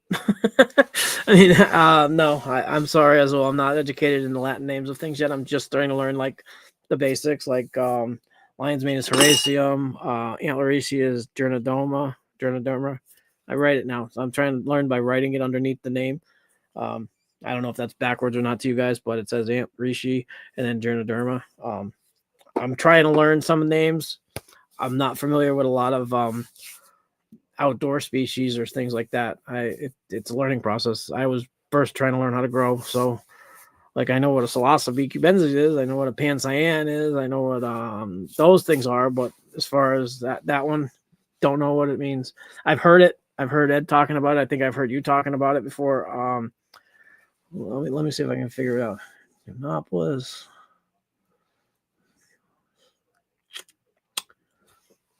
Is that like a wood lover? I don't know. I can't tell. I'm shadow band. Yep. It happens. Oh, absolutely. Jesus Christ. I'm going to get a big MS-13 right across my forehead and chest just for the hell of it. I might get a JCIA, JCBB right across my chest. How's that? Oh, not holding my cigarette.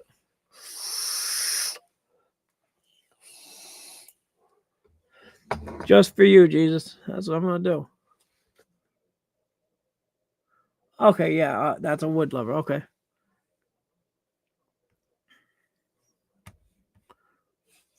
Yeah, I can't. I don't know all those yet. I'm learning. I'll figure it out someday.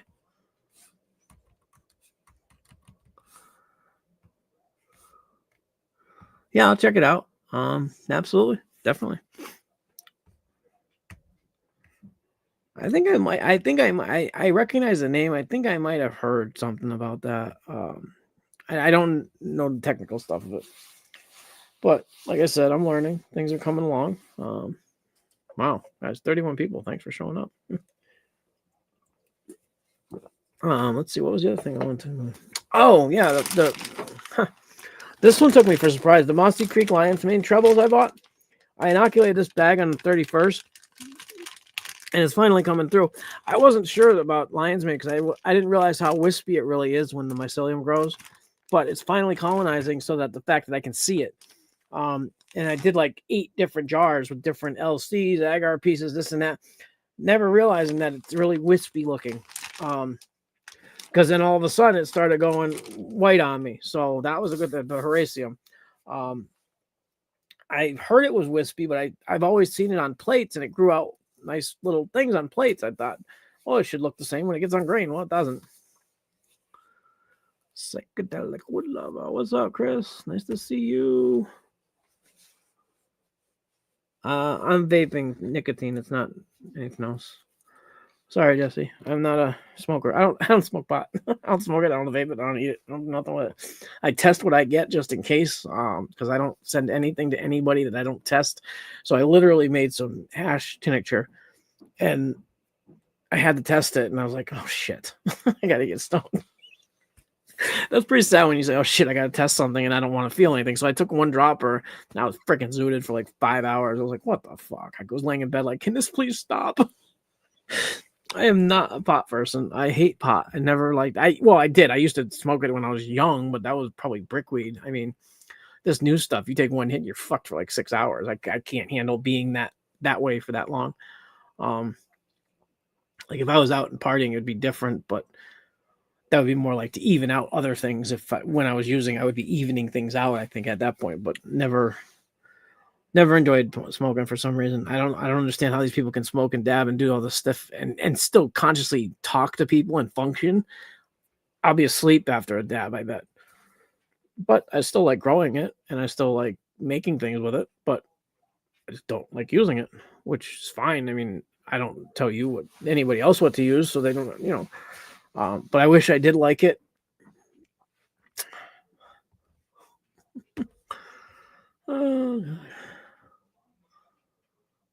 No, Jesus, Mossy Creek is Andrew and Samantha, the Scottish looking guy, or like he looks like a Viking kind of, or he acts like one. I don't know if it's Viking or Norse or. He's a nice guy. He's awesome. He teaches so much stuff on his site. He does Thursday night podcast on YouTube. I think it might be Thursday afternoon. It might be like 4:00 here on Thursday afternoon. So like 4 or 6 a.m. your time. I don't know if you'll be able to catch him, but check out Mossy Creek Mushrooms on YouTube. He's got it's called the Runecast or podcast. He's up to like number 13 or 14 now. He's been doing it for a while now. He's actually really got nice guy. I ordered some LC from him just to try it out. They sent a nice handwritten note. That's so nice. Let's see. What's commercial? Oh, I would have found somebody that would have liked it, but thank you though, Nerdy.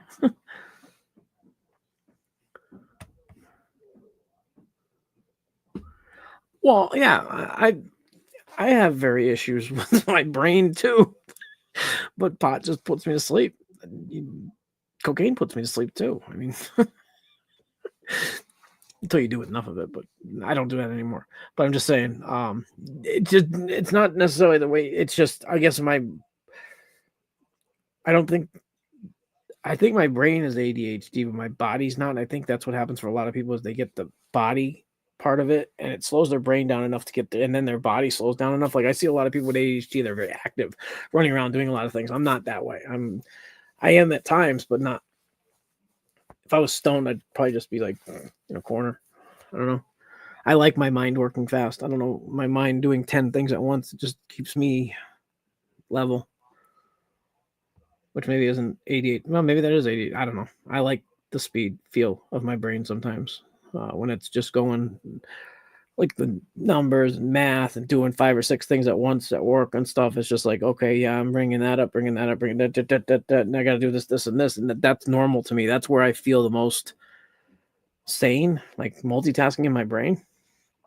I don't know if that makes sense, but yeah. But I'm glad you guys can function. Yeah, he's a white guy with a beard. Sits next to the blonde girl. Nice guy. His wife, not blonde girl. I mean, I'm just trying to give you a picture of what they look like. Andrew and Samantha Reed, correct exception. Thank you.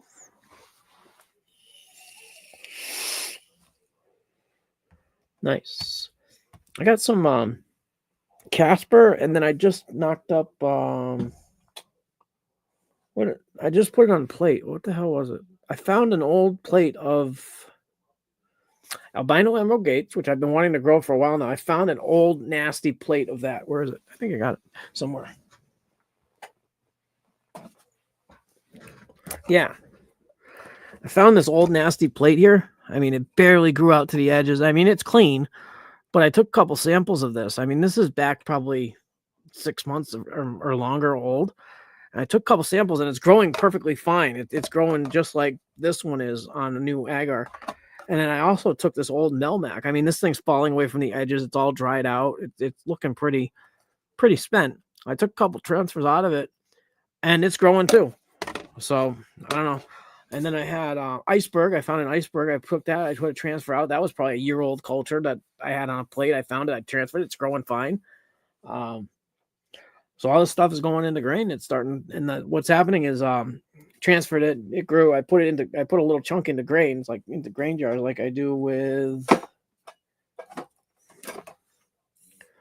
like I did with that. How you got a transfer just sitting in there, okay? And they're all start. What happens when you first put a piece of agar into a grain jar? I usually try to get it near the edge. I don't shake it and break it up too much. But what happens is you'll see the edges are like the same color as the agar. They're not white or myceliated.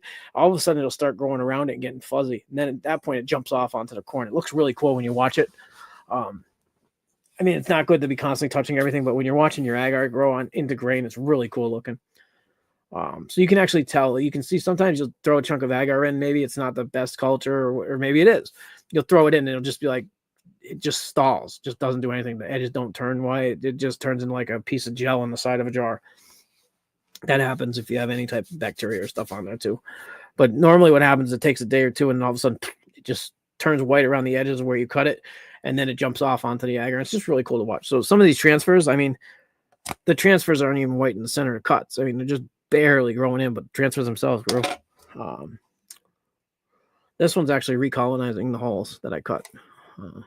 See how it's turning white inside the triangle there? That piece is doing the same thing that's in the grain. So it's kind of cool. This old of a culture is still, but yeah.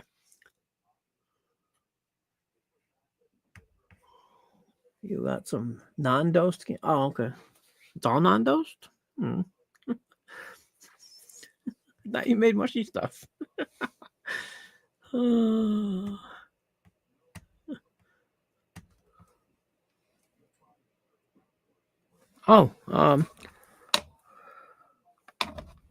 The water transfer turned out freaking great. Look at it. This I took a Casper clone or sample from water storage. This was the water storage, so I took a chunk out to see if it still worked.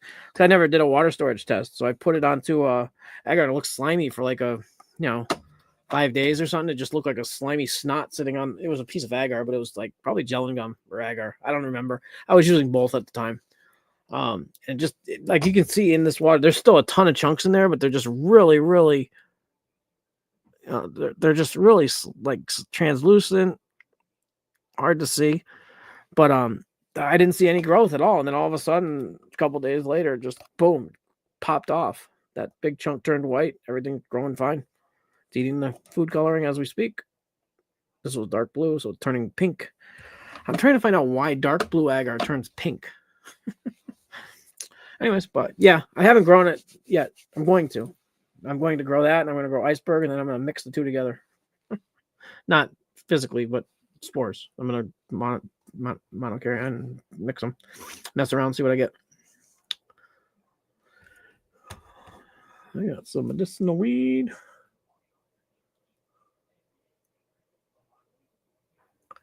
Yeah, back when I was smoking, I used to get paranoid real easy when I was young. It was like, "Are you high? Are you high? I feel high. Are you sure you're high?" That kind of thing. I was that guy. And then I was the window looker when I was doing other things. I was always looking out the window. I wasn't the carpet piano player. I never did that. I never crawled. Well, I have, but I never did it on a regular basis. I used to like to search through everything. Like I'd be looking through my wallet if I was really stoned. I'd be looking, just check and make sure everything's where it's supposed to be. Weird stuff. But that's why I'm not doing any of that stuff anymore.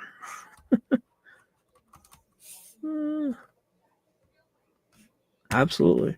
Mossy Creek does some great stuff. If you guys want to learn anything about gourmet, check them out. He also does consultation. He does classes and stuff at his ranch or at his farm, whatever you call it.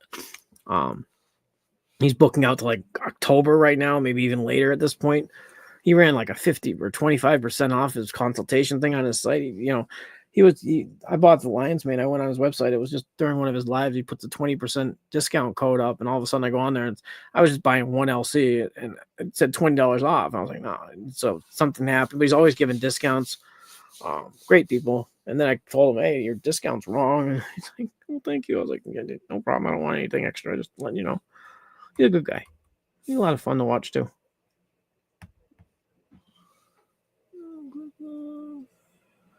Ooh, cool. So eat Tootsie Roll, then eat the marshmallow, and then go to work. Got it.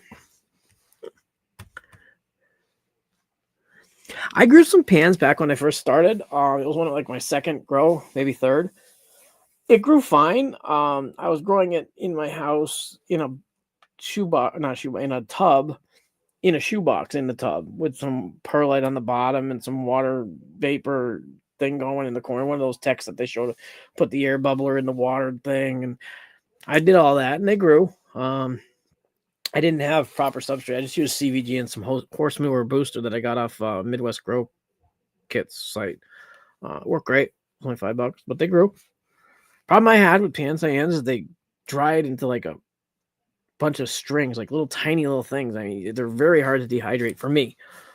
Any of those smaller mushrooms, even the mushrooms I've been growing the past week or so that I've showed pictures of, they dehydrate into almost nothing. So I'm basically just powdering everything now.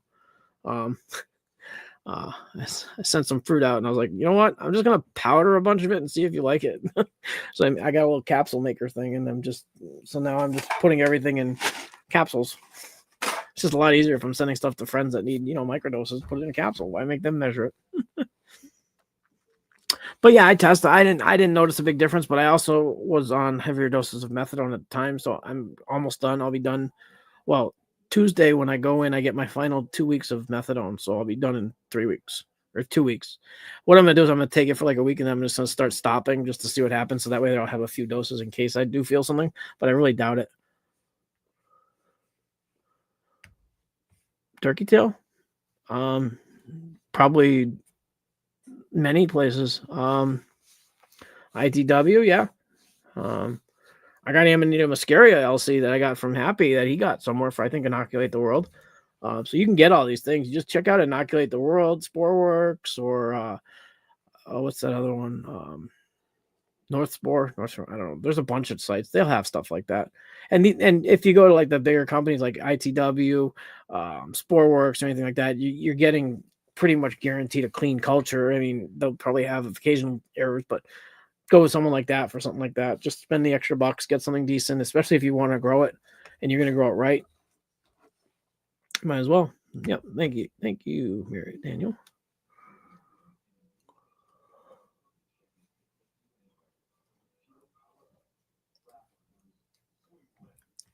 Yep. It's like me. I got some okra in there. First flush came out like shit. I mean, it grew, but they were like, 1 inch tall. I just basically scraped them off into the trash, and I flipped the cake over. Now it's got a nice full huffy overlay like you normally see pans do. So I'm kind of hopeful that one will grow up better. Second flush, we'll see. It's got one little fruit about that big coming up the side. I'm just ignoring it. I think it's eating it. It's recovering it. I don't know. Taking it back into the block.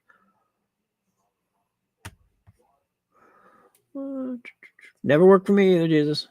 I have tried Uncle Ben's Tech probably 40 bags. Never had one succeed. Not one. And I have had many, many tubs grow perfectly fine. Uncle Ben's in Massachusetts does not work. It might work for somebody, but it doesn't work where I buy it. I don't know if they're, and I'm not just talking Uncle Ben's. I'm talking Walmart brand, other store brands.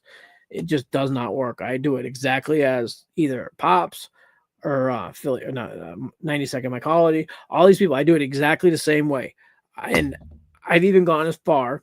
Now, I've taken the bag, I've put the little hole in it, put a filter patch over it, then put micropore tape, put a ship on it, and then pressure cooked it for 30 minutes to make sure that I didn't add any contamination to it alone in a pressure cooker. Took it out. It was still fine. Then I tried to inoculate it. And then a week later, it was green. So I've tried so much stuff with Uncle Ben's. It just doesn't work for me. But good luck for those of you that do. Enjoy it because you're lucky. You're lucky if it works for you. And I've done brown rice. I've done corn. I've done birdseed. I've done oats. I've done all these different grains that work fine. But Uncle Ben's, I just can't get it to work.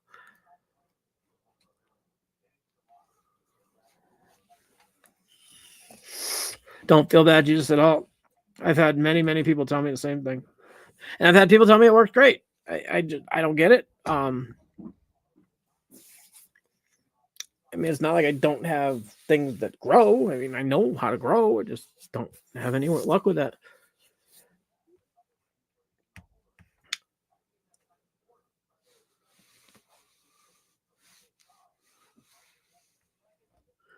Maybe I'll grow some. I don't know.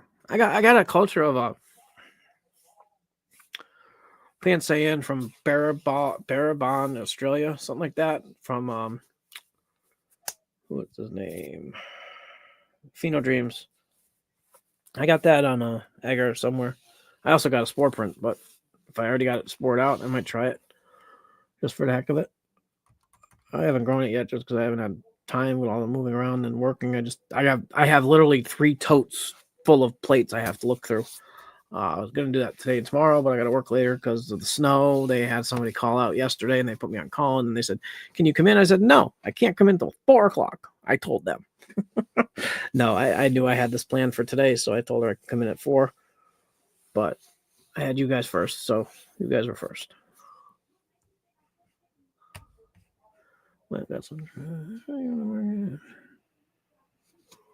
I did the same thing, exception. I literally last week when I went to my store in my area, I grabbed some mushrooms and I put them in a bag. I grabbed a shiitake and I grabbed a trumpet or an oyster of some sort. I just grabbed one of each. It was like $7 a pound for these garbage fruits. I mean, literally felt like crap. There was nothing fresh about any of this stuff. I mean, it looked horrible. It was moist because they had the sprayer and the freaking vegetable thing. They did not know how to present mushrooms. So I grabbed a couple, of course. I put them in a bag. I forgot them on my counter for like a week. They're all fucking nasty. I threw them away. But I was thinking the same thing. I got to try that. Yeah, he might. I don't know. Daddy, yeah, you either? No, I think what happened is it was advertised way too much, and I think these companies learned to like leave them a little wet or do something just to make it less. I mean, you own a big major company like Uncle Ben's. You don't really want. I'm talking from their point of view, devil's advocate, not from naturalist point of view, but you don't want people going around growing drugs on your freaking products and then having it advertised like it was, because that kind of sends out a bad sign in the corporate world. Now in normal world, fuck them, but in their world, I'm sure they don't want to have that. So I'm sure that's what happened. They probably tried to change something or adjust it. Because I know every time I've grabbed a bag since probably a year ago, they just look like mush and wet nastiness on the bottom. And even at like the store brands, like not just Uncle Ben's, all of them. So who knows? Those they might just yeah, exception. You can definitely clone those. Oh, thanks. Yeah, it literally. I mean, I've taken a culture and I put it on corn. Okay, like it grows out perfect. Put it on birdseed, grows out perfect. Grab an Uncle Ben's bag and put some of that in the same bag sterilely, and it turns green. So it has nothing to do with what I did. I mean, how can you take a brand new sterile needle, clean a bag with ISO to the clack, or even ice, or even pressure cooker like I did, put it on or put it in, close that hole instantly with sealed tape or a filter patch or something that you haven't touched, and then 2 weeks later you got this green crap. I mean, there's something in there doing that, and because I don't know, is trike bad for humans? If we ate trick that was on grains or rice sealed in a package that hadn't grown, like say they had some in there, like if you took this corn and ate it, would that hurt you? I mean, what does trick do to a human? I don't know. I'm not willing to test that experiment, but maybe somebody should. No, don't. I meant some scientists should see if it's like, is that like a salmonella type poisoning, or is it just like dirty gray? I don't know what trick will actually do to somebody if they ate it. So I don't know. Maybe they can add it because they add it to mycorrhizal cocoa core and stuff like that. They add it to other stuff. So who knows?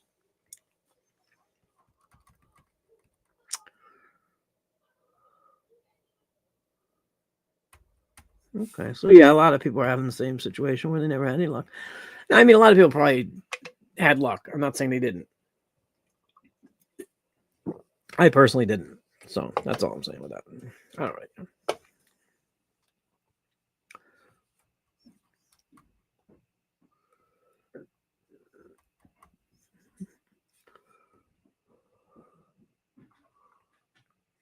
Oh, nice. That's awesome.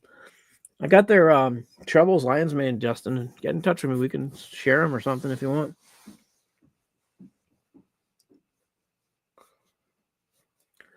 Yeah, they're great people. I just started getting to talk to them a little bit on their lives and stuff. But yeah, yep, 100%. I mean, there's so many good people in the community. You got like Ed or other people that try to help so many people. I mean, a lot of times things get misunderstood or whatever. So be it. But it's really difficult to try to read questions and answer and talk to people all around the world, really. And it's just so there's so many good people trying to do things to help people learn to grow things. Now, every situation is different when you grow. Like somebody trying to grow one tub is going to take information different than someone trying to grow 100 tubs. That's just different type of grow. So you got to know what you're trying to do before you do it.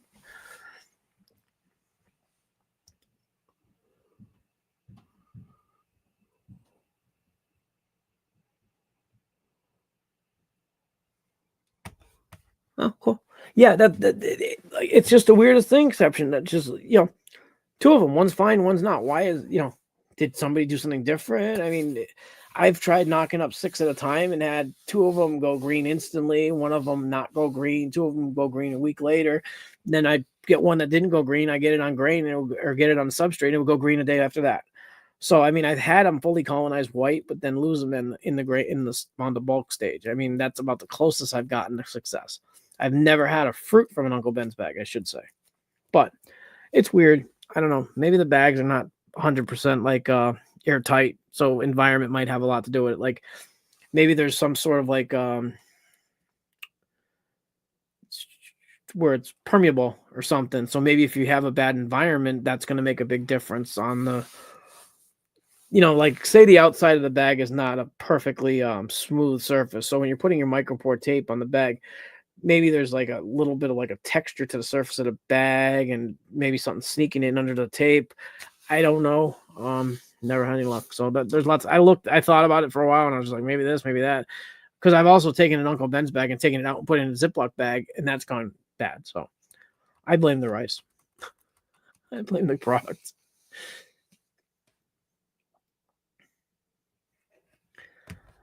Okay, Daniel, you and Nerdy got to go buy some cardboard stock or something. You guys love this cardboard stuff.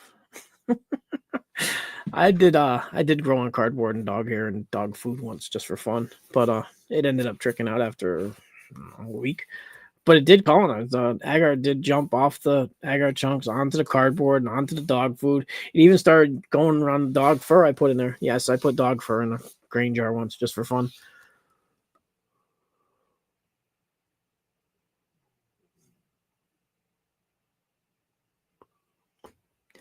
Yeah, I mean, Uncle Ben's a great idea. The idea is great. I just wish it was more successful for me.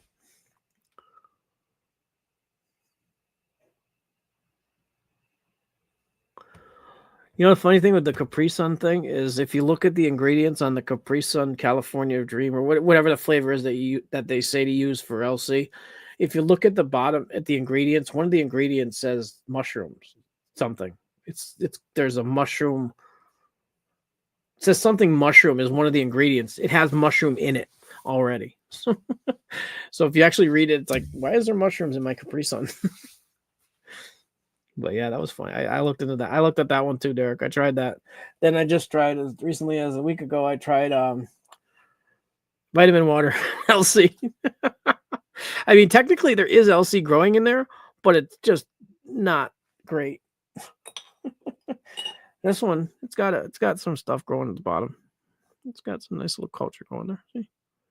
Hard to see in this light, but there's definitely there it is. Eee. See the little jellyfish? So it's definitely growing, but it's not growing like this.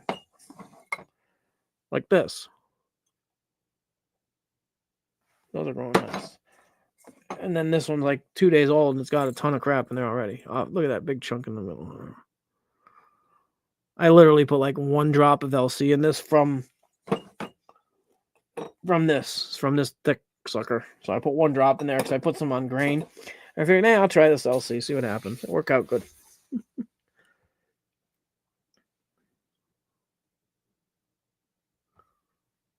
Jesus, if you need, swabs or something, let me know. I got a buddy out there. I got a buddy in Australia. I got 2 buddies in Australia that if you need something, they can take care of you. Just email me. My email's right at the bottom of the screen. I'll get you in contact with the right people. Yeah, I got 2 buddies. Yeah. One of them just started a new gourmet farm, but he was doing non-gourmet, our kind of stuff. But yeah, Jesus, yeah, I got 2 buddies that are legit that can take care of you if you need anything out there as far as like growing supplies. It's expensive in Australia too. It's like twice the price of US for like equipment and supplies.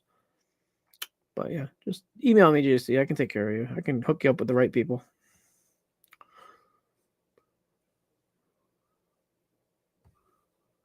Well, green bread is penicillin. I mean, basically, comes from that. Penicillin comes from that.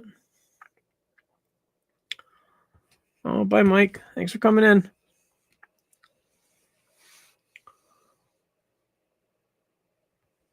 Yeah, that's the consensus.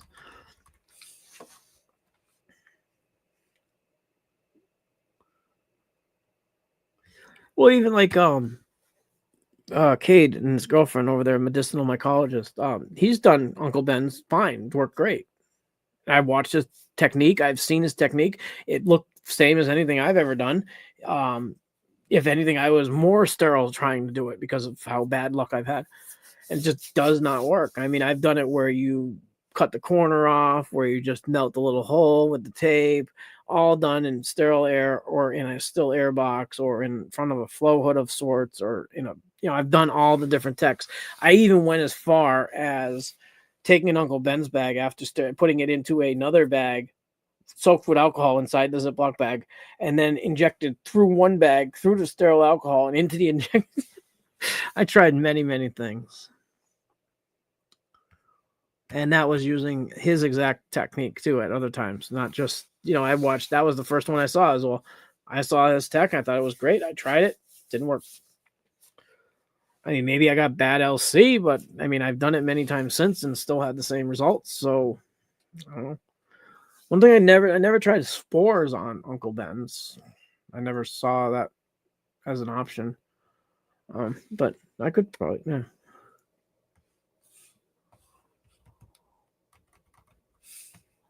Pacific Cooler. Thank you, Derek. That was the one. Sorry. That was the but yeah, if you look at the ingredients, there's now it might work if you took it and used it in like a solution. Like if you added, 3/4 water, it might bring it down. I don't know what the sugar content or the salt content of it is.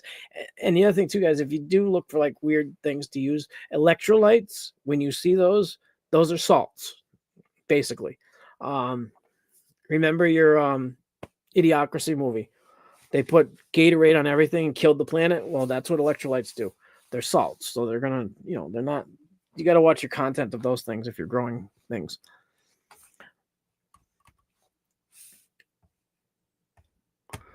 Yeah, I mean, basically, you can go out and buy a bag of popcorn at Walmart for $2.59.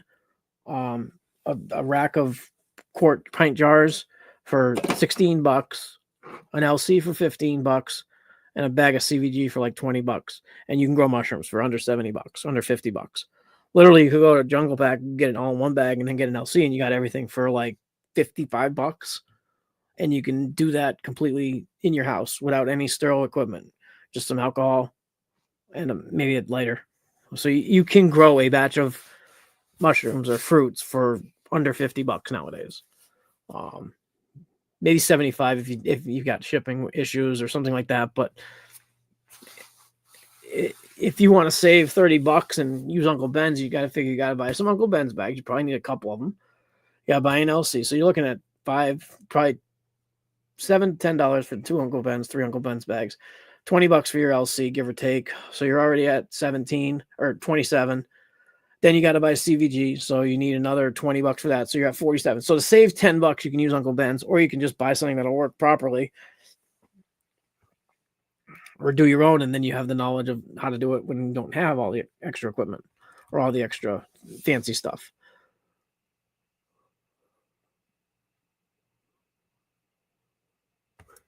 Steve, I think that's funny because I really want to go online and learn how to build a gamma radiation chamber. I just figured that I'd be put on a watch list if I go that far.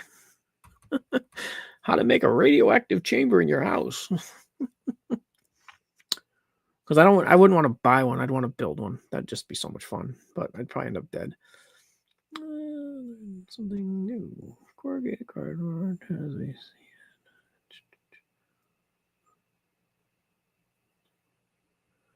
carbon nitrogen ratio of 560 rather 30 to 1. So temp. I saw somebody grow mushrooms out of a McDonald's fry container on one of the pictures I saw. I think that's an old picture, but I remember him doing that. That's kind of cool, nerdy. I never thought of looking up the nitrogen ratio of the cardboard that I use for things, but that's cool. Good to know. Good to know.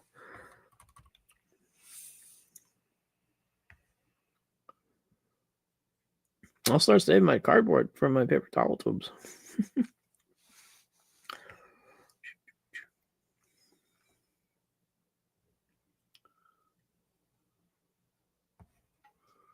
Let's see what else.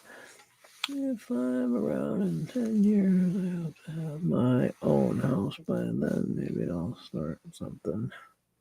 Hell yeah. Let me know, Jesus. I'll be around.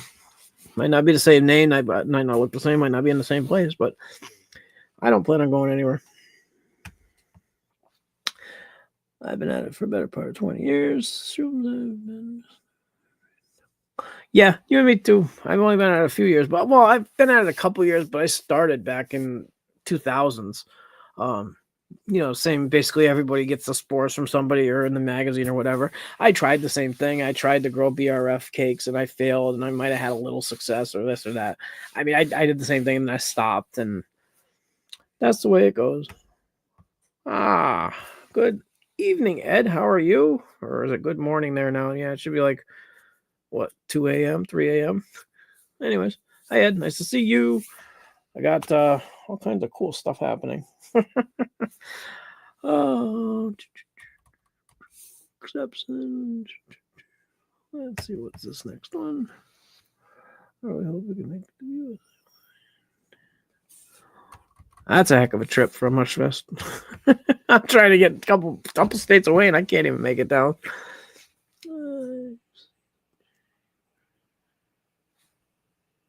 Oh, thank you, Hush. I appreciate that.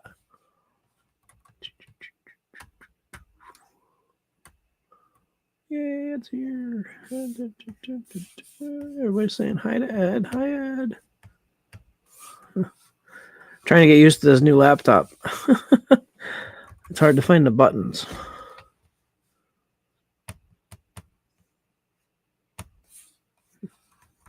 There we go. Okay, that's on. Hi, Ed. Hello.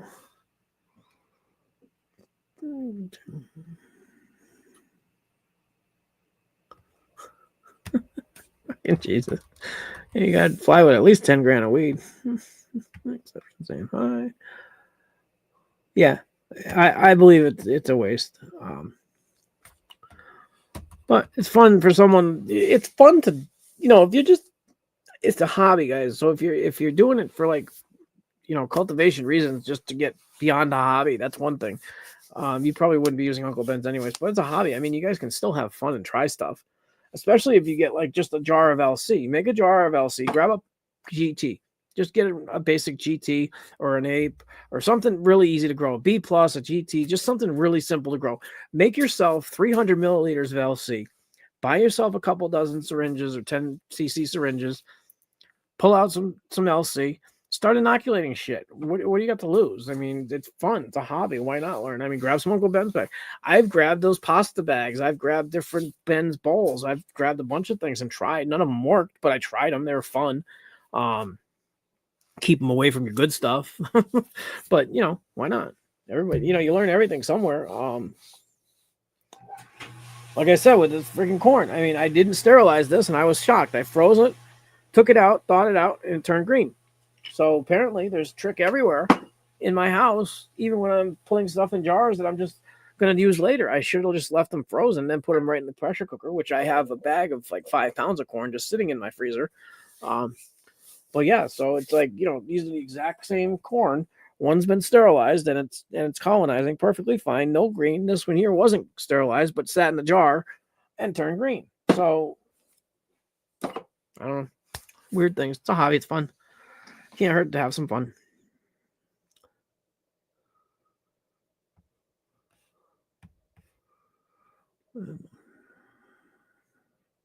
Oh, I'm sorry.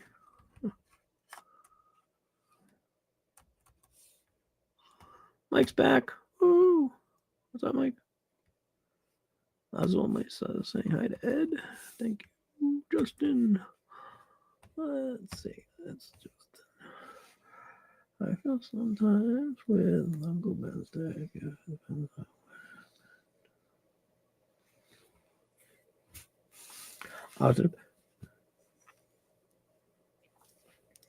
Yeah, that might be absolutely true, Justin. Yeah, like I said, like in Massachusetts, they're horrible. Maybe some people are getting them fresh off the line. Maybe that's where they go. Maybe they're better fresh off the line, or maybe date codes or something. Who knows? Like I said, I never had any luck with it, but some people have, and a lot of people haven't. But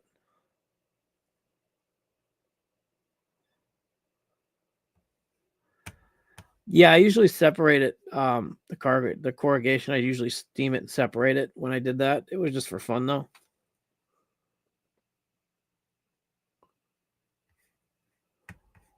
Yeah, maybe that's exactly what I'm saying. Like suddenly, just because I left it, I froze it, which I figured would be the safest thing to do because I wasn't going to use it right away.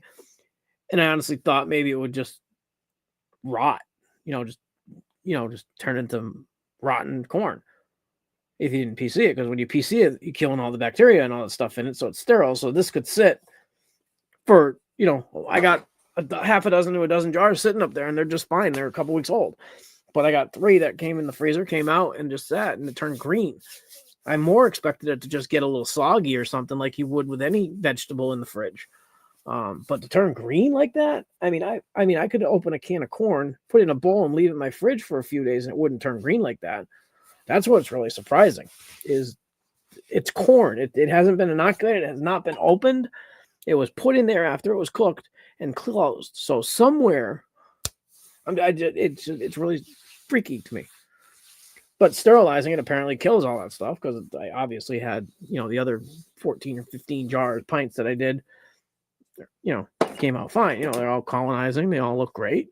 Birdseed looks great. So it's not so the sterilization is very important, guys. Make sure your times are long enough, 2.5, 3 hours at least at 15 psi. But yeah, I use cardboard. Mushrooms looked extra white. Taste 0 carbs. Okay, has 0 carbs, but it has lots of cards.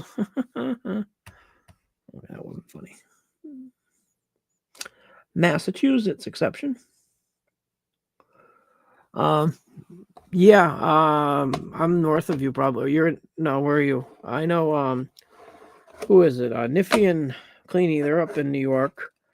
I know Big Al's in Massachusetts, but I think he's east. I think he's east. He might be west of me. I'm dead center of Massachusetts. But yeah, I'm hoping to have my eyes done by then. It's gonna be tight because they just changed my appointment from last month to the end of this month, and then I should be getting at least one of my eyes done in March or the beginning of April, because I have to have surgery on my eyes. So hopefully that'll get done, and at least, the very least, if I get my surgery done in this year, I'll be able to go next time. But yeah, I'll definitely still be around. But yeah, maybe if I don't have the surgery, I don't have patches on my eyes, I would be able to get a ride or something. But we'll see. Definitely a possibility. I know there's a few people that have offered already. Not offered, but they said they're in the same area and would probably find a ride. So, but yeah, I could definitely help out with that carpooling and stuff. But yeah, but yeah.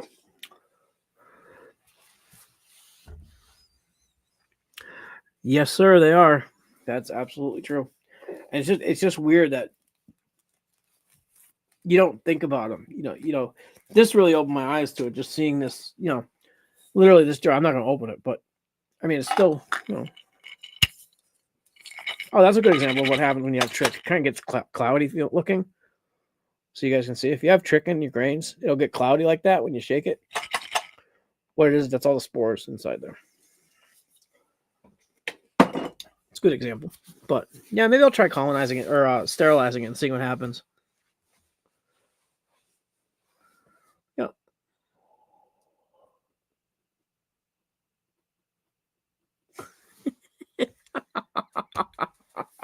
Exactly. Where's their diversity, equity, and inclusion? They can include my eyes and let me drive. No, they won't let me drive at night either. I said that was like time sexist or chronistic. They won't let me drive at night. Why are they chronistic? Chronism.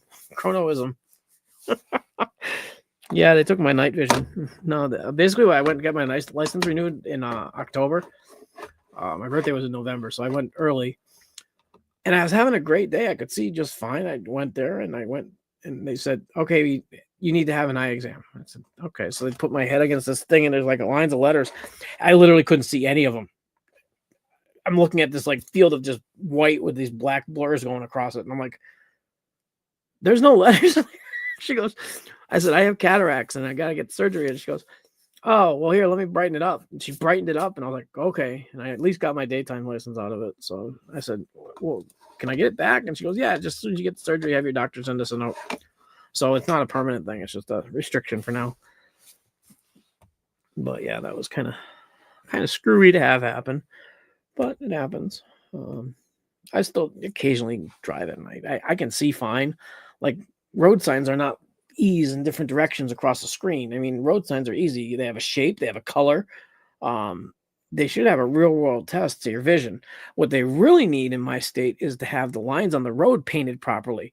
Half the roads don't have any lines on them where I live. So you have maybe half a yellow line that's faded out, no white lines on the side. And if you ever grew up and got your license between like 93 and 2003, when you go to driver's school, they teach you that when you're getting blinded by headlights or high beams, you look down to the lines and follow them so you don't veer off into your oncoming traffic or trees. But they don't have that in my area. For some reason, they decided that roads no longer need proper lines. So it sucks to try to drive in my area.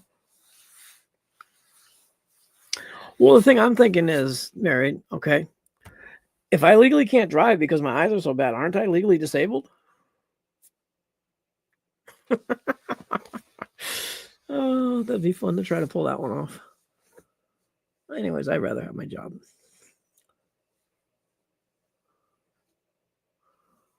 Oh, it's horrible. Jesus, driving at night is like, and the lights nowadays, you guys, I know you guys like fancy, pretty lights and stuff, but get some regular lights and have them adjusted. Because these super bright lights might be great for you, but they're not great for the person that's going to plow into you head on because they can't see where they're going. So everybody having dim lights and good high beams would be great. Okay, have super duper high beams, but have regular driving lights be normal, like yellow, not bright blue and nasty and colorful and shit. Regular lights.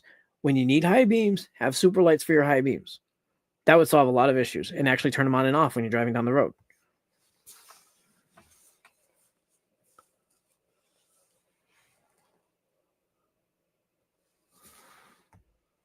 Poles dangerous? I don't understand that one, Jesus.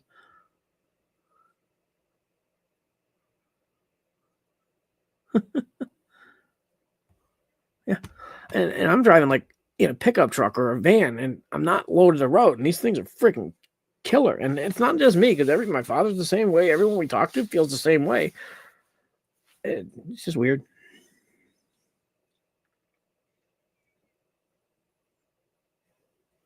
Yeah, Daniel, any of us old people, we hate those bright lights and those whippersnappers playing on the lawn. Let's date ourselves a little bit here. You got your license in 97? Oh my God, I'm older than you by at least. Well, what age did you get your license, Daniel? I got mine at 16.5 exactly. Actually, it was a day after my half birthday. We were allowed to get our license at 16 and a half in this state. And my birthday fell on a Sunday. So I went on Monday to get my license.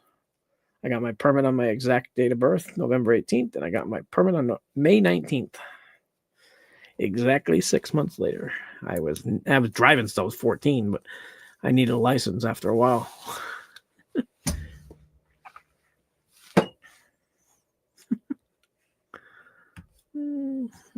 Okay, you got your license. So I'm older than you. I got you by a few years. I was 76. You must be 79. Born in 79, Daniel? Okay. I know when I was 14 in high school, my sophomore year, my second year of high school, I was just about to turn 15 in November. So my second year of high school, I went in and I said, I don't want to do this anymore. And they said, well, this is your option. You can drop out or you can join work study. So I said, okay, what's work study? She goes, get a job. I said, no problem. I already got one. She goes, okay, have the boss fill this out. You can come in 3 days a week for a couple hours, and that's all you got to do. So I was out of high school by the age of 15, and I still got a high school diploma at the right age. Back then, they used to do things like that. You could go to work instead of going to school and still get credit. Actually, that was probably the end of when that was going on, because it didn't happen that much after that for a lot of people. But let's see what this is. There's lots of oats are. I agree with that. Oats are very dirty, in my opinion.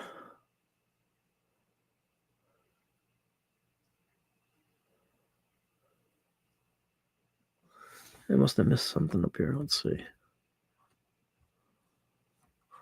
Oh yeah, I don't use my phone at all when I drive.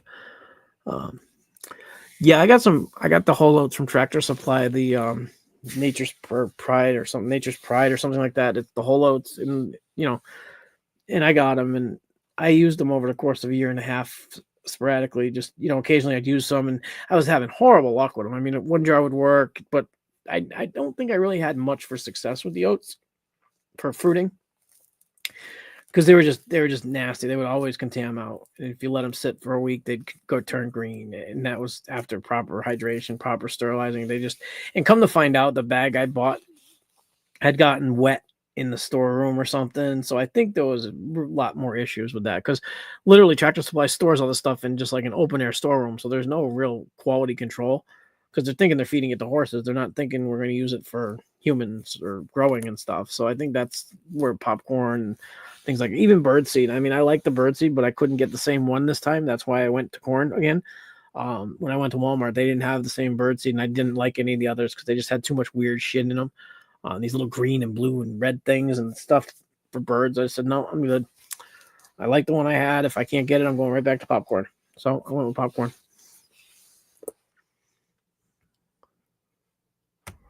Okay, so yeah, Mary Michael, maybe out where you live, they did the same thing. Oh, okay, 80. Mm-hmm.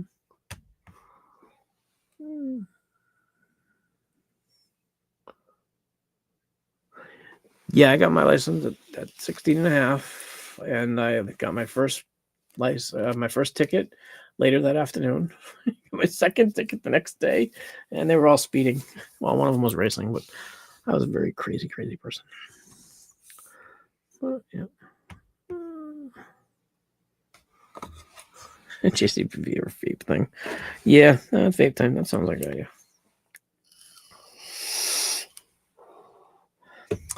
But anyways, guys, it's 2:00. I'm gonna have to head out pretty soon. I only got about 20 minutes left, so I'm not end the live for today. If anybody has any more questions, feel free to post them before we end.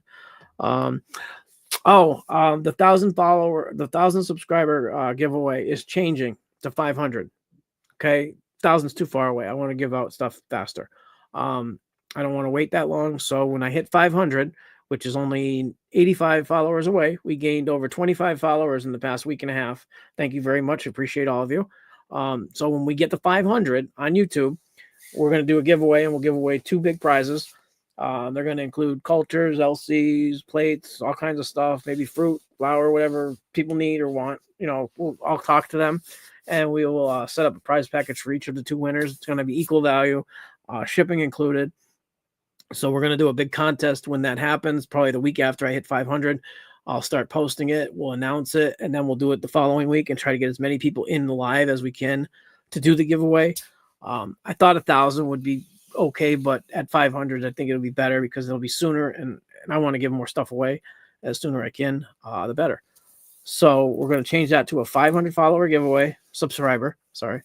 So hit that subscribe button, hit the like button, hit the bell to get notified when the lives are on, because that does get turned off a lot by YouTube for a bunch of people.